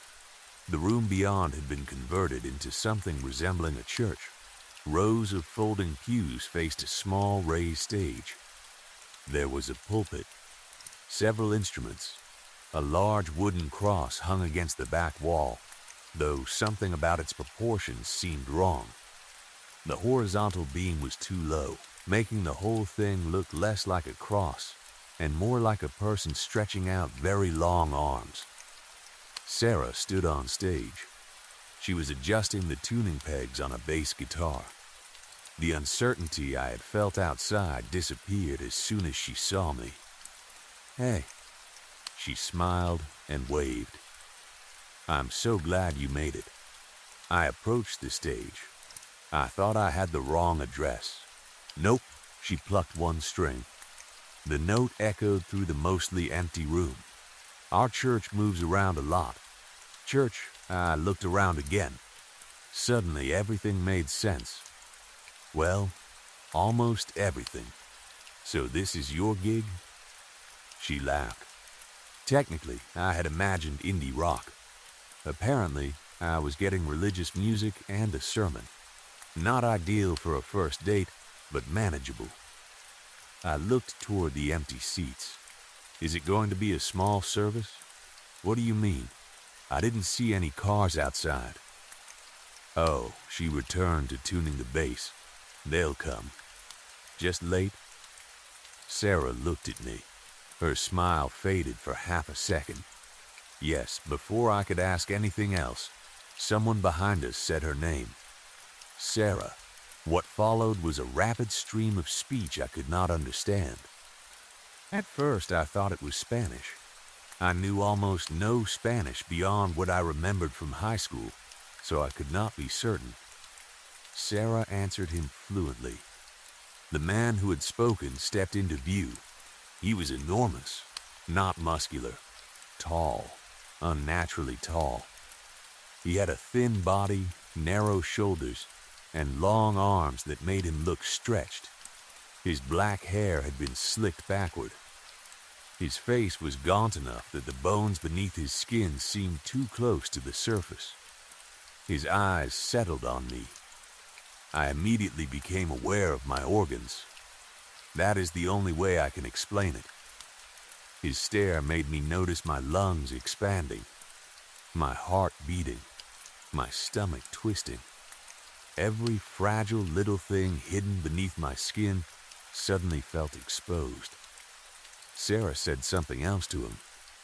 I heard two words I recognized. Pastor Smith. Then my name. Peter. Pastor Smith extended his hand. His fingers were very long. Too long. The joints looked like the legs of a spider. Everything in me said not to touch him. There is a part of the human brain older than manners, older than language. That part looked at his hand and saw a trap. Unfortunately, the newer part of my brain understood social etiquette. I shook it. His fingers closed around mine. Hard, before I could react, he pulled me forward. Suddenly, I was against his chest. He wrapped both arms around me in a powerful embrace. I froze. His mouth moved near my ear. He whispered something. Not Spanish, not Latin, not any language I had ever heard. The sounds seemed too wet, too deep.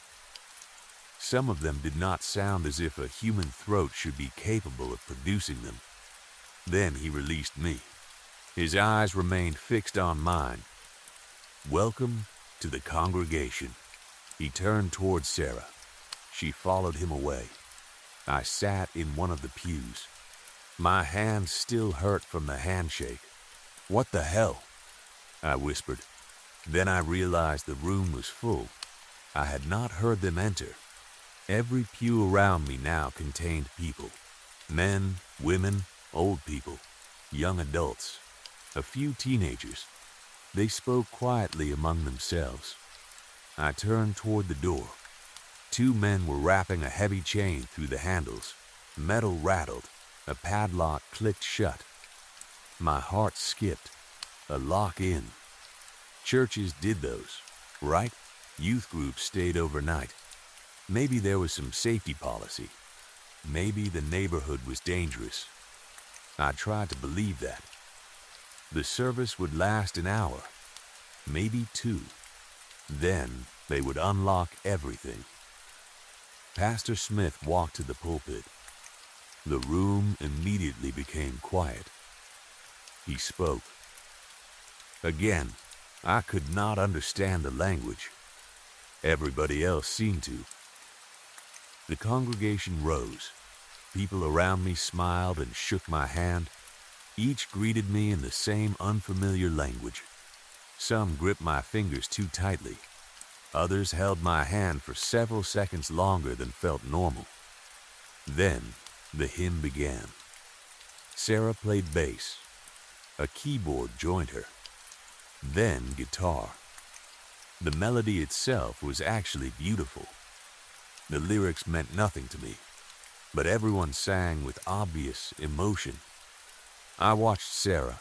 Every so often she glanced toward me and smiled. Okay, this was weird, but still normal enough. A few hymns, creepy pastor, maybe some sermon about salvation. Then we leave. 3 songs later, Pastor Smith raised one hand. Everyone sat. Sarah came down from the stage and slid into the pew beside me. "Hey," she mouthed. I smiled. Then she took my hand.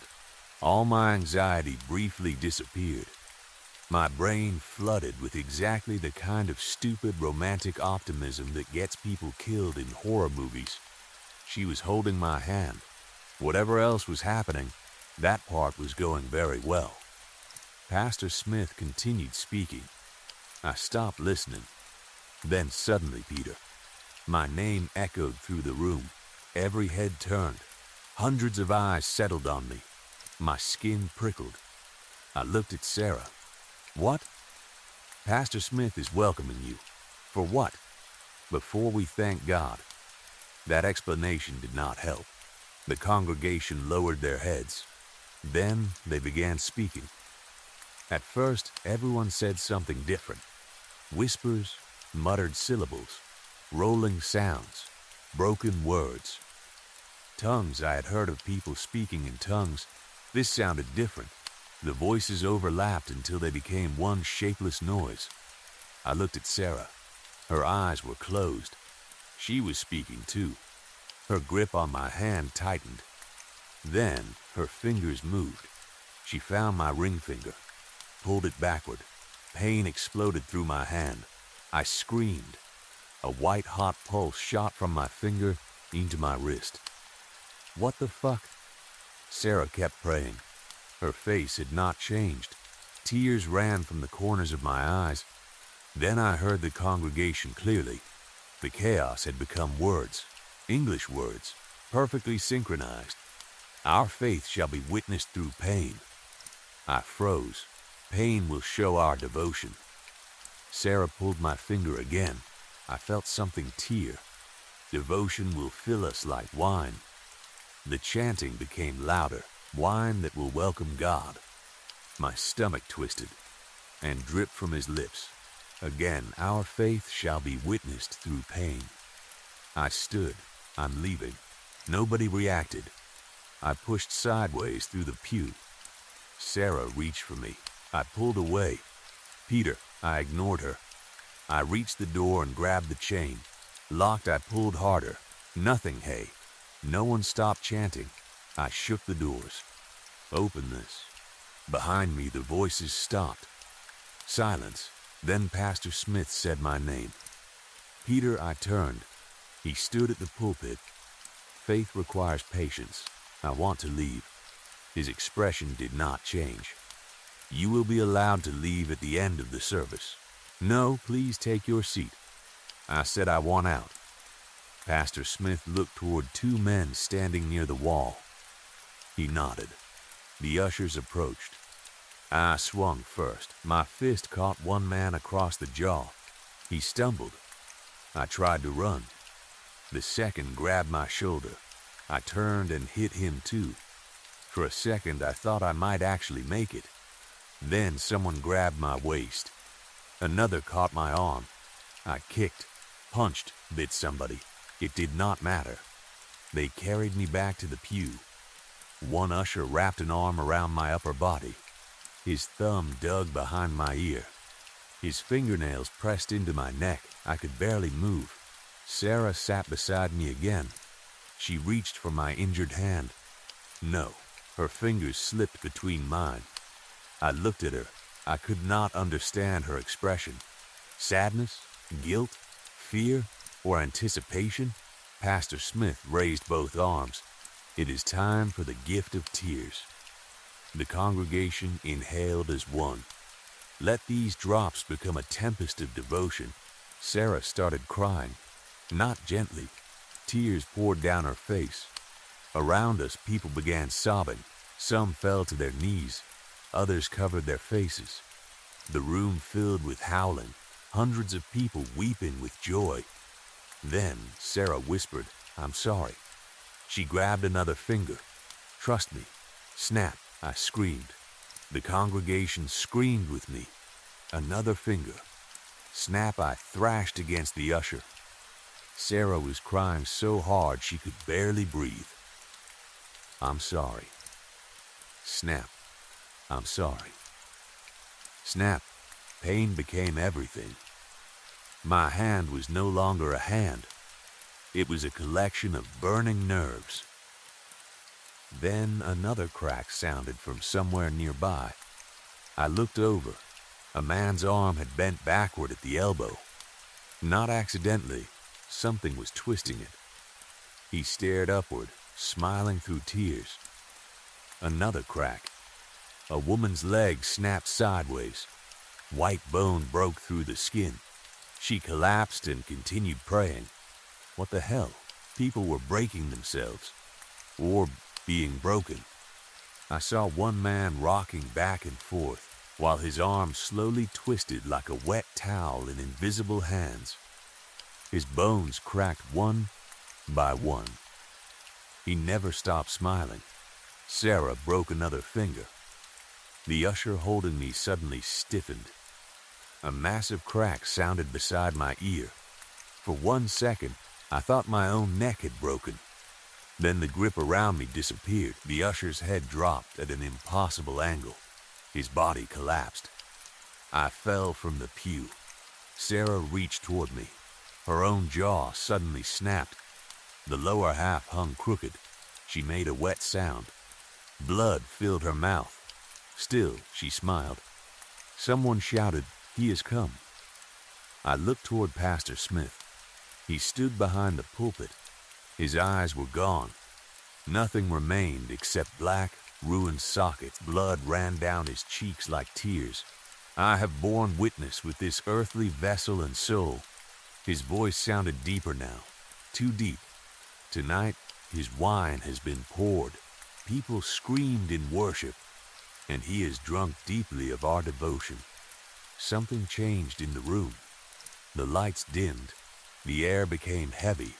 I smelled iron, blood, hot metal. The cross behind Pastor Smith stretched upward, or maybe the wall moved. I could not understand what I was seeing. For one moment, something enormous seemed to stand behind him. Not a person, not exactly. A shape with no clear edges, long enough to touch the ceiling. Too many joints. Something wet moved where a face should have been. I did not wait to understand. I ran. I stepped over bodies. Some still moved. Some did not. A woman reached for my ankle. I kicked free. My broken fingers bounced uselessly against my chest. I reached the door, still chained. Peter, I turned. Pastor Smith stood behind me. He had crossed the entire room without making a sound. Up close, his empty eye sockets looked impossibly deep. He smiled. "Go with God." The chain fell, not unlocked. Fell. The metal hit the floor. So did the padlock. I pulled the door open and ran. I did not look back. I did not check whether Sarah followed. I did not ask whether she was alive. I wish I could say I thought about saving her. I did not. Self-preservation took over completely. I reached my car. Getting the key into the ignition with broken fingers was almost impossible. I screamed every time I moved my hand. Eventually, the engine started. I drove. Fast, too fast. I remember nothing about the road. I only remember checking the rear-view mirror every few seconds because I expected Pastor Smith to be sitting in the back seat. He never appeared. I reached the hospital. X-rays showed multiple fractures. Doctors splinted and bandaged my fingers. A nurse kept asking how I had managed to break almost every finger on one hand. I told her somebody else had done it. Police came later. I told them everything.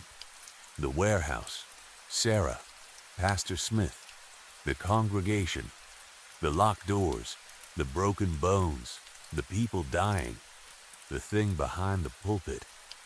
I left that last part vague. Even I knew how it sounded.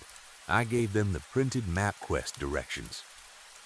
One officer looked at the pages for a long time. They left.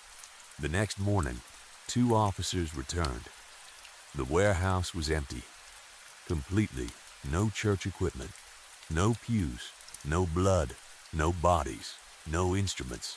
No damaged walls. No chain. Nothing. According to the property owner, the building had not been rented in months. They asked whether I had been drinking. No. Drugs? No. Eventually, they decided I was probably a college kid who had gone to some illegal party, gotten hurt, panicked, and created a story.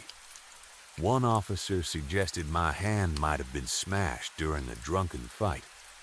They stopped taking me seriously. I knew they would. I tried contacting Sarah. Her dorm room was empty. Her phone number was disconnected. Her student email stopped working. I asked around campus. Some people remembered her. Some did not. One classmate insisted no girl named Sarah had ever sat near me in CH202. Our professor recognized the name but thought she had dropped the course early in the semester. I checked my old messages. Everything from her was gone. Movie plans, coffee, the address. All of it. For weeks I wondered if I had somehow imagined her. Then one day I found something in the pocket of the jacket I had worn that night. A bass guitar pick. Black, one side had her initials scratched into it. S.R. On the other side were words. Not English. The language from the church. I threw it away. The next morning, it was on my desk. I burned it. 2 days later, it appeared inside my chemistry textbook. I stopped trying to destroy it. That was years ago. My hand healed badly. The ring finger never bends quite right. Whenever the weather turns cold, all the old fractures ache. Sometimes I wake in the middle of the night with the feeling of someone pulling my fingers backward. I have never gone back to that warehouse. I do not know where Sarah is. Part of me thinks she died there. Another part thinks she is still traveling from place to place with that congregation, inviting people she likes to come watch her play. I also do not know what came into that room. I used to make fun of faith, maybe not openly, but inside I assumed religious people were simply afraid of accepting that life had no meaning. I thought belief was a comfort, a story, a way to make death less frightening. Now I understand something I did not before. Faith is not always about comfort. Sometimes people believe because they have seen something. Sometimes they worship not because a God loves them, but because they know it exists. Sometimes devotion is fear wearing ceremonial clothing. I still would not call myself religious. I do not pray. I do not attend church. I do not want whatever Pastor Smith worshiped to know my name again. But I understand faith now. I understand why people bleed for it, why they break themselves, why they kneel, why they offer pain as proof. Because that night, in a warehouse an hour and a half from campus, something listened. Something came, and all those people wanted it to know that they believed. Faith must be witnessed. Story 5. I'll keep Avery, Missy's death, the lake creature, the false sacrifice story, the betrayal reveal, and the final feeding at Camp Echo Wood, while expanding the suspense and keeping the plot close to the original. Camp Echo Wood, the embers of the campfire hissed whenever the night breeze pushed through the clearing, sending sparks twisting upward toward the towering pine trees. Orange light jumped across the trunks in broken shapes, making the forest seem as if it were moving just beyond the reach of the flames. It was the final night at Camp Echo Wood.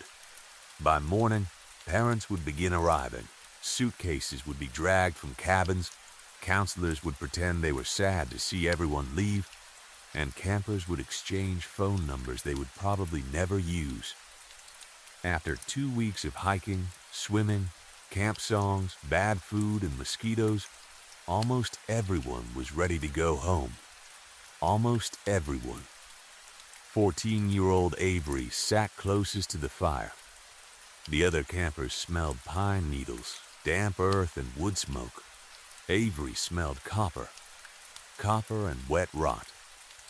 He pulled the hood of his sweatshirt farther over his head and watched a log collapse into glowing coals. 5 campers remained around the fire. The counselor who was supposed to supervise them had disappeared nearly 20 minutes earlier. He had mentioned something about checking on the staff cabin, then told them they could continue the traditional final night activity without him. The final scare. Every year, on the last night of camp, the oldest campers gathered around the fire and tried to frighten one another. Most stories were terrible. A dead counselor walking between cabins, a girl who appeared in bathroom mirrors, a camper who drowned in the lake and grabbed ankles from beneath the dock. Stories everyone had heard in one form or another. Chloe had just finished telling a long story about a ghost appearing in mirrors whenever someone said her name 3 times. Marcus immediately criticized it. Kid stuff.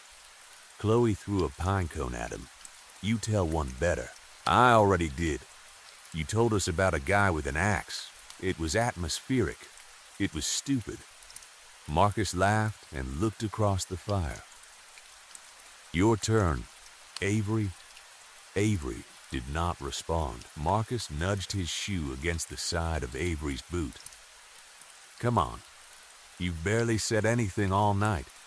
Make it better than Chloe's. Hey, ghosts in mirrors are for 12-year-olds. We're 14. Exactly. Sarah laughed softly from beneath the blanket wrapped around her shoulders. Avery continued staring into the fire. For several seconds, nobody spoke. The silence slowly became uncomfortable. Marcus's smile faded. Avery? Avery finally lifted his head. You guys know why I'm here alone this year, right? Nobody answered.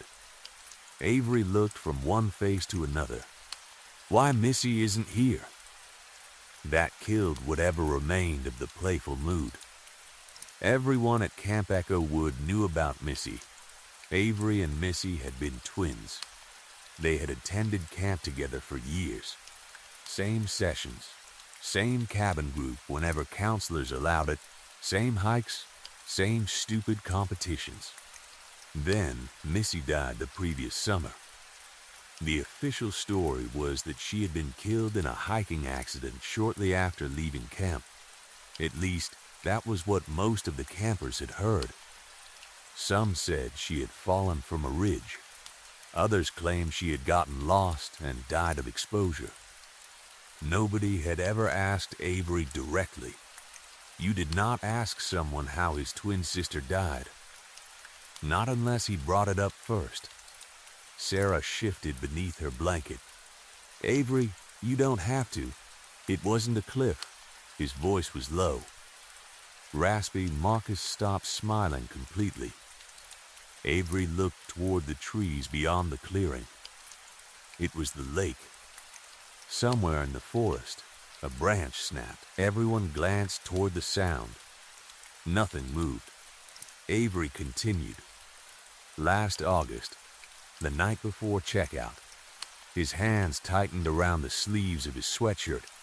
Missy and I couldn't sleep. We were excited about going home, I guess. Or maybe we just wanted to do something stupid before camp ended. The others listened, so we snuck out. Sarah frowned. Down to the lake? Avery nodded. It was after midnight. Nobody was supposed to be there. The counselors had already locked up the boathouse. The fire popped. Avery flinched slightly. At first, everything was normal. We walked along the shore, threw stones into the water. Missy kept complaining that I was making too much noise. A faint smile touched Avery's face, then vanished. We were near the old pump house when we heard something. Marcus leaned forward despite himself. What? Dragging, Avery looked directly at him. Something dragging itself across the pebbles. The forest seemed quieter now. It sounded like wet leather being pulled over gravel. Sarah pulled her blanket tighter. Avery continued. We thought it was an animal. Maybe a deer that had hurt its leg. Missy wanted to look. You didn't? Chloe asked. No, why? Because it smelled wrong. Avery swallowed, like dead fish left in the sun, mixed with mud. He looked toward the direction of the lake. The water itself could not be seen from the clearing, but everyone knew it was close. Less than 100 yards through the trees. The sound stopped. Nobody spoke. Then something came out of the water. Marcus gave a nervous laugh. Here we go. Avery ignored him. It was pale. How pale? Sarah asked. White. Avery shook his head. No, not white. He searched for the right word. Translucent. The firelight danced in his eyes. You could see things moving beneath the skin. Dark veins, organs, maybe. It was bloated around the stomach, but the arms were thin, too thin. Chloe's smile had disappeared. It crawled. Avery lowered one hand toward the ground. Not like a person crawling. Its elbows bent wrong, almost sideways. It dragged its stomach across the rocks. Marcus scoffed quietly. Avery looked at him, and it had a tail. Of course it did. A long one. Avery stretched one arm beside him, longer than its body, thick near the base, thinner at the end. There were fins along both sides. Fins? Sharp ones. Avery's voice dropped, like broken knives. Sarah stared toward the dark trees. Missy screamed. Avery's face tightened. The thing turned toward us. How did it see you? Chloe asked. It didn't have normal eyes. Avery paused. There were these black pits on either side of its head. Maybe they were eyes. I don't know. The wind moved through the pines. Avery continued. We ran toward the pump house. The old pump house was one of the few places campers were specifically warned not to enter. It had been abandoned for decades and sat near the deepest end of the lake. Camp counselors said the structure was unstable. The children claimed it was haunted. It followed us, Avery said.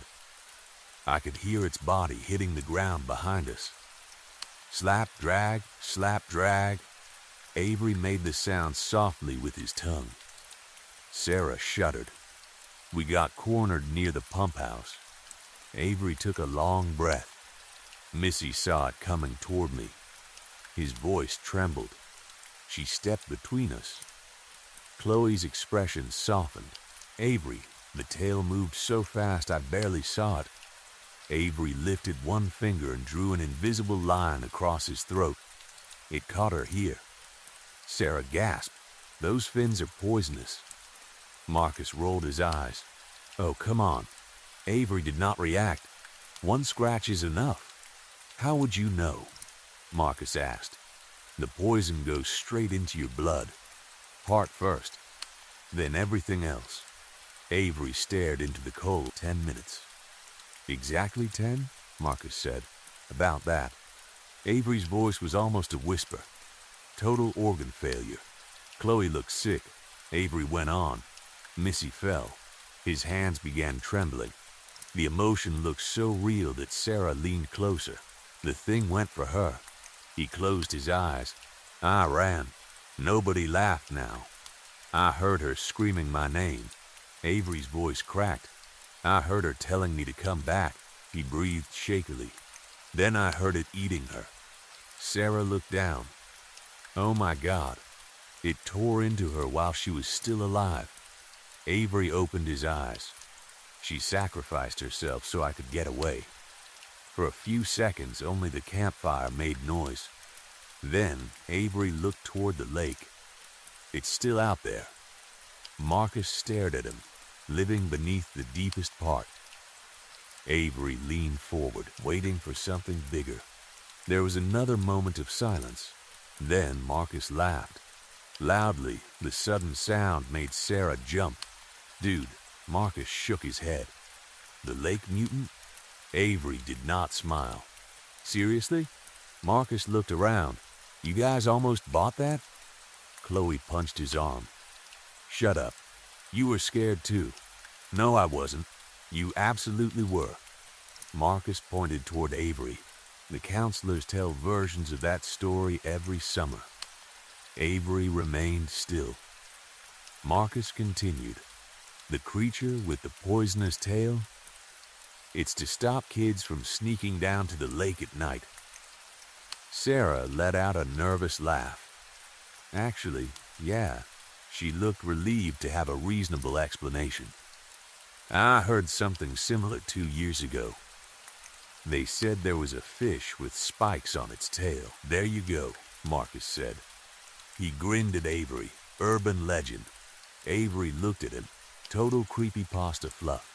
The others began laughing now, not because the story was especially funny, because laughter made it harmless again. Sarah shook her head. You almost had me. Almost? Chloe said. You looked ready to run. The 10-minute toxin was a nice touch. Marcus rubbed his hands beside the fire. I'll give him that. Avery did not join them. The laughter slowly faded. Something about his face changed. A smile appeared. Not his normal smile. It started small, then continued spreading until it seemed too wide. Jagged, wrong, Marcus noticed first. What? Avery tilted his head. You're right, his voice sounded different. Lower. The story about Missy sacrificing herself is bullshit. Nobody moved. Marcus's smile vanished. What? I made it up. Sarah stared. Avery, he leaned closer to the fire. Far too close. Heat rolled off the flames, but Avery did not seem to notice. The thing was real. Marcus stood slightly. Dude, stop, the tail was real. Avery smiled wider. The poison, too. Chloe's face went pale. But Missy didn't save me. Sarah whispered, what are you saying? Avery looked at her. The truth. His voice became almost cheerful. Missy fought like hell. Nobody spoke. She screamed. The grin remained. She screamed my name over and over. Avery's eyes reflected the fire. She kept asking me to help. Marcus stood fully now. That's not funny. I know. Avery looked toward the lake. We were both running. He spoke slowly, enjoying every word. And I realized something. What? Chloe whispered. I didn't have to outrun the creature. Avery looked at Marcus. I only had to outrun Missy. Sarah stood. No, Avery laughed. She was faster than me. His laughter stopped, so I tripped her. The fire cracked loudly. Nobody reacted. She fell right in front of it. Sarah covered her mouth. Avery continued. She grabbed my ankle. His voice softened. I still remember that. For the first time, something that might have been genuine emotion entered his face. Missy looked up at me. Avery stared at his own hands. She knew. Then his smile returned. I kicked her in the face. Chloe stood. We should go. I pushed her toward the tail. Avery ignored her. It sliced her neck. Marcus stepped backward. You're sick. Maybe, Avery shrugged. I got my head start. Sarah stared at him. You killed your sister. No, Avery looked offended. That thing killed her. You fed her to it. Technically, Marcus turned toward the trail leading back to the cabins. Come on. Avery laughed. You should probably stay. Nobody listened. All 4 campers started moving. Then, Avery spoke again. I made a deal with it. They stopped. Marcus looked back. What? Avery pulled his hood down. His face looked almost skeletal in the firelight. It was eating her. He looked toward the darkness. I could hear her choking. His eyes unfocused slightly, as though he were back there. I should have kept running. He laughed softly. But I was curious. Sarah whispered, Jesus Christ. I watched. Avery nodded. For a while, he looked almost embarrassed. It eats slowly. Nobody moved. When it finished enough of her to stop paying attention, I spoke to it. Marcus shook his head. No, I told it one 14-year-old girl wasn't much. Avery's smile widened again. I told it Missy wouldn't keep something that size fed for a year. Sarah began backing away. Avery watched her. So I offered something better. What? Chloe asked, although her voice suggested she already knew. A feast. The word hung over the clearing. I told it to let me walk away. Avery stood. And I promised I would come back. Marcus stared at him. Avery spread his arms. Look around. The others did. The lake. The secluded campsite. The fire. The absence of counselors. Avery's grin became almost triumphant. Why do you think I insisted we use this campsite for the final scare? Sarah's breathing quickened. No. Why do you think I kept asking the counselor if we could move the fire closer to the water? Marcus looked toward the dark path. Avery, why do you think I volunteered to tell the last story? Avery stepped backward from the fire. You brought us here? I brought dinner. Something moved beyond the logs. Everyone froze. Wet, heavy, a slap against dirt. Chloe turned. What was that? Another sound. Slap, drag, slap, then breathing. Deep, labored, wet like lungs filled halfway with water. Sarah began crying. No, the sound moved around the clearing, not entering.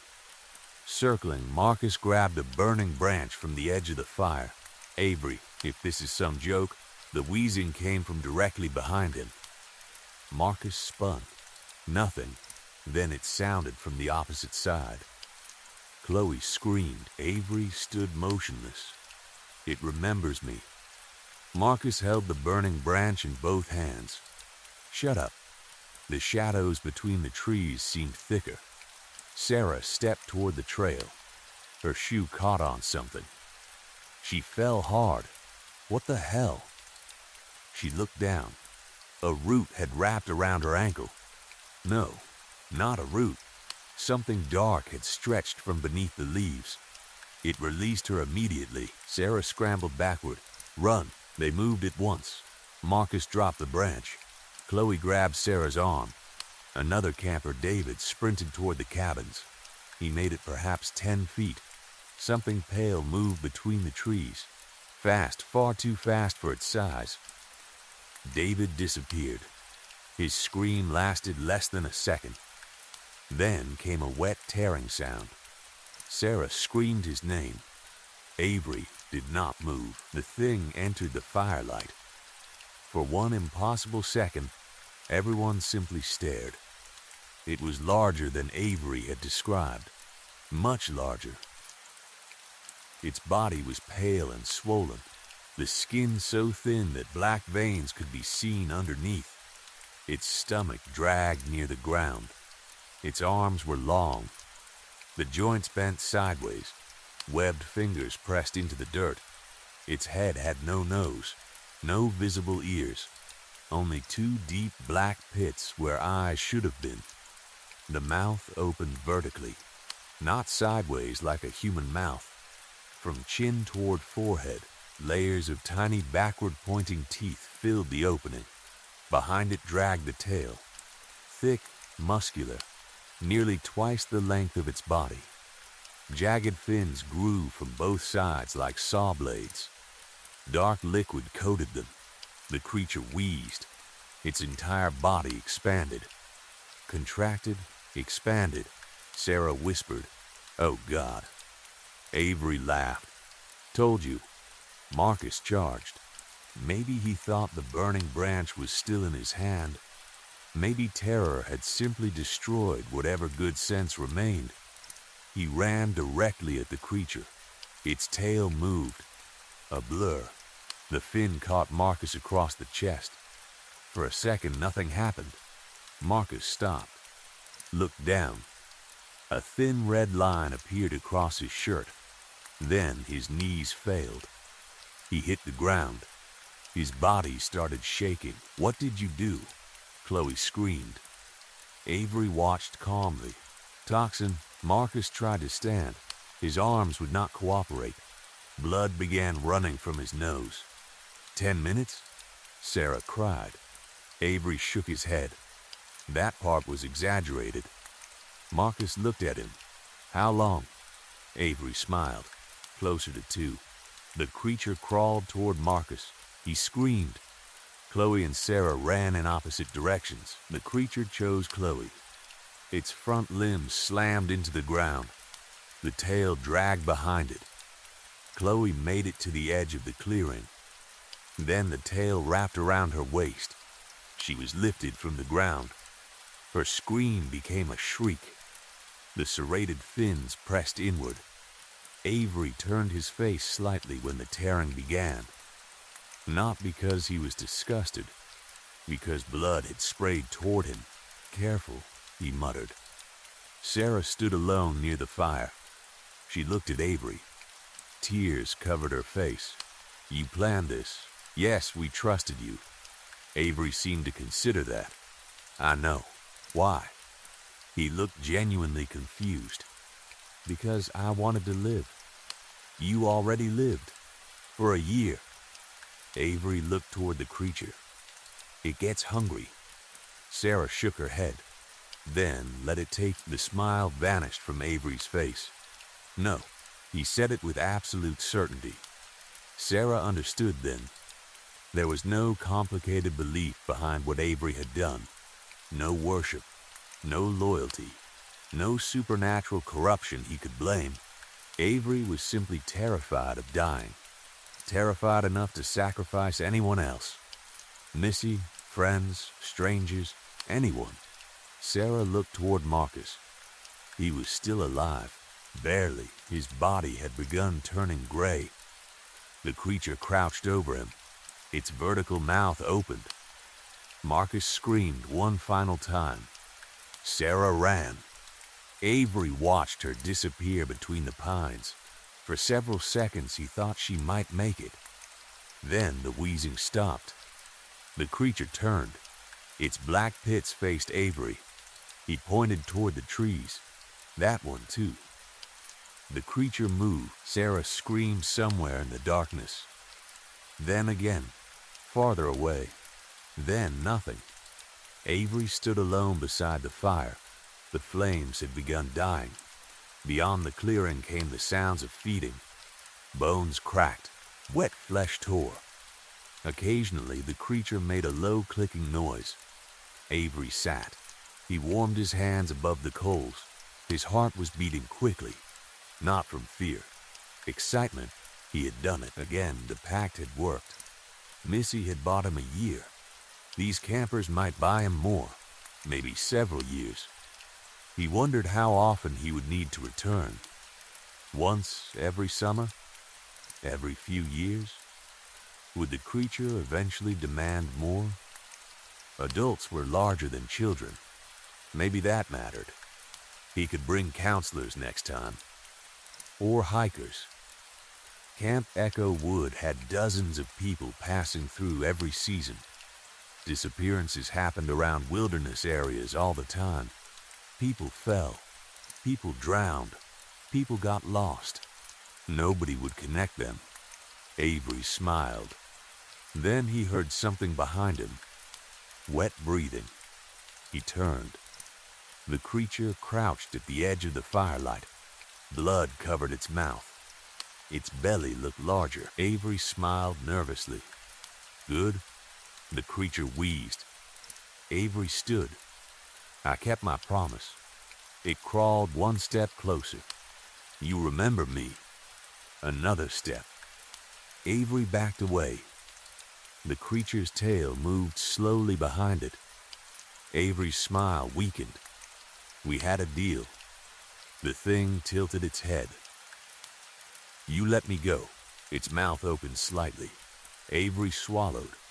I brought you 5. The black pits remained fixed on him. 5 is a lot more than 1. The creature came closer. Avery felt the fire against the backs of his legs. He had nowhere else to step. We're even. The creature stopped. For several seconds, nothing happened. Then it lowered its head. Avery released the breath he had been holding. Good. The creature turned away. Avery laughed nervously. See you next year. It crawled into the trees. The wet dragging sound faded. Avery stood by the fire. Alive again. He looked at the ruined clearing.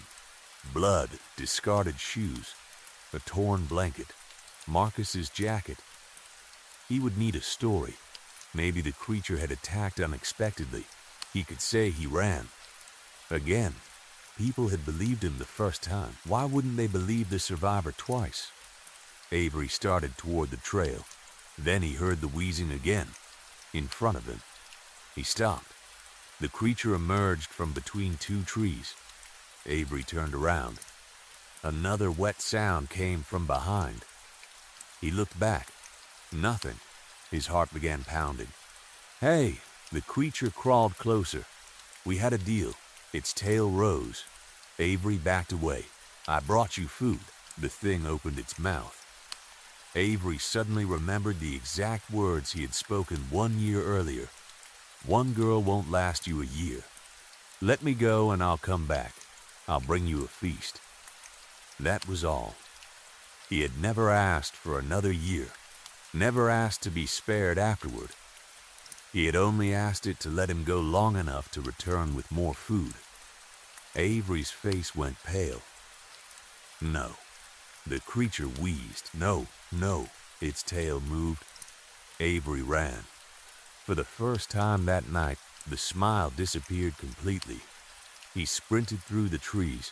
Branches cut his face. Roots caught at his shoes. Behind him, slap. Drag, slap, drag, faster. Avery screamed. He could see the lights from the cabins through the trees. Almost there. Then something wrapped around his ankle. He hit the ground. Hard. Avery clawed at the soil. Help! The tail pulled him backward. Help M.E. His fingers dug furrows into the dirt. Please. He thought of Missy. Her hand wrapped around his ankle. Her eyes looking up at him. Help me. Avery screamed as the creature dragged him toward the lake. He kicked, fought, begged, exactly as she had. The creature did not care. Near sunrise, one of the counselors found the campfire still burning. There were no campers, only abandoned blankets, a broken pair of glasses, and deep marks in the soil leading toward the water. Search teams arrived later that morning. Then police. Divers searched the lake. Dogs followed scents into the woods and lost them near the old pump house. Parents demanded answers.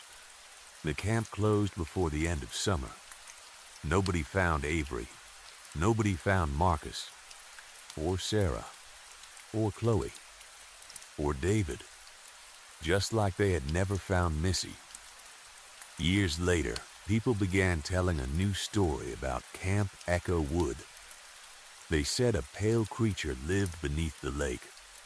They said it had black eyes and a bladed tail filled with poison. They said it came ashore on the final night of summer camp, looking for children who wandered too close to the water. Counselors told the story to keep campers from sneaking out after dark. Most kids laughed. The older ones called it an urban legend, creepypasta fluff. Nobody believed it. Except sometimes, on the last night of camp, someone would hear something moving along the shoreline, a heavy body dragging over wet stones. Slap, drag, slap, drag, and if they listened very closely, beneath the wheezing coming from the lake, they could sometimes hear another sound. A boy screaming for someone to help him.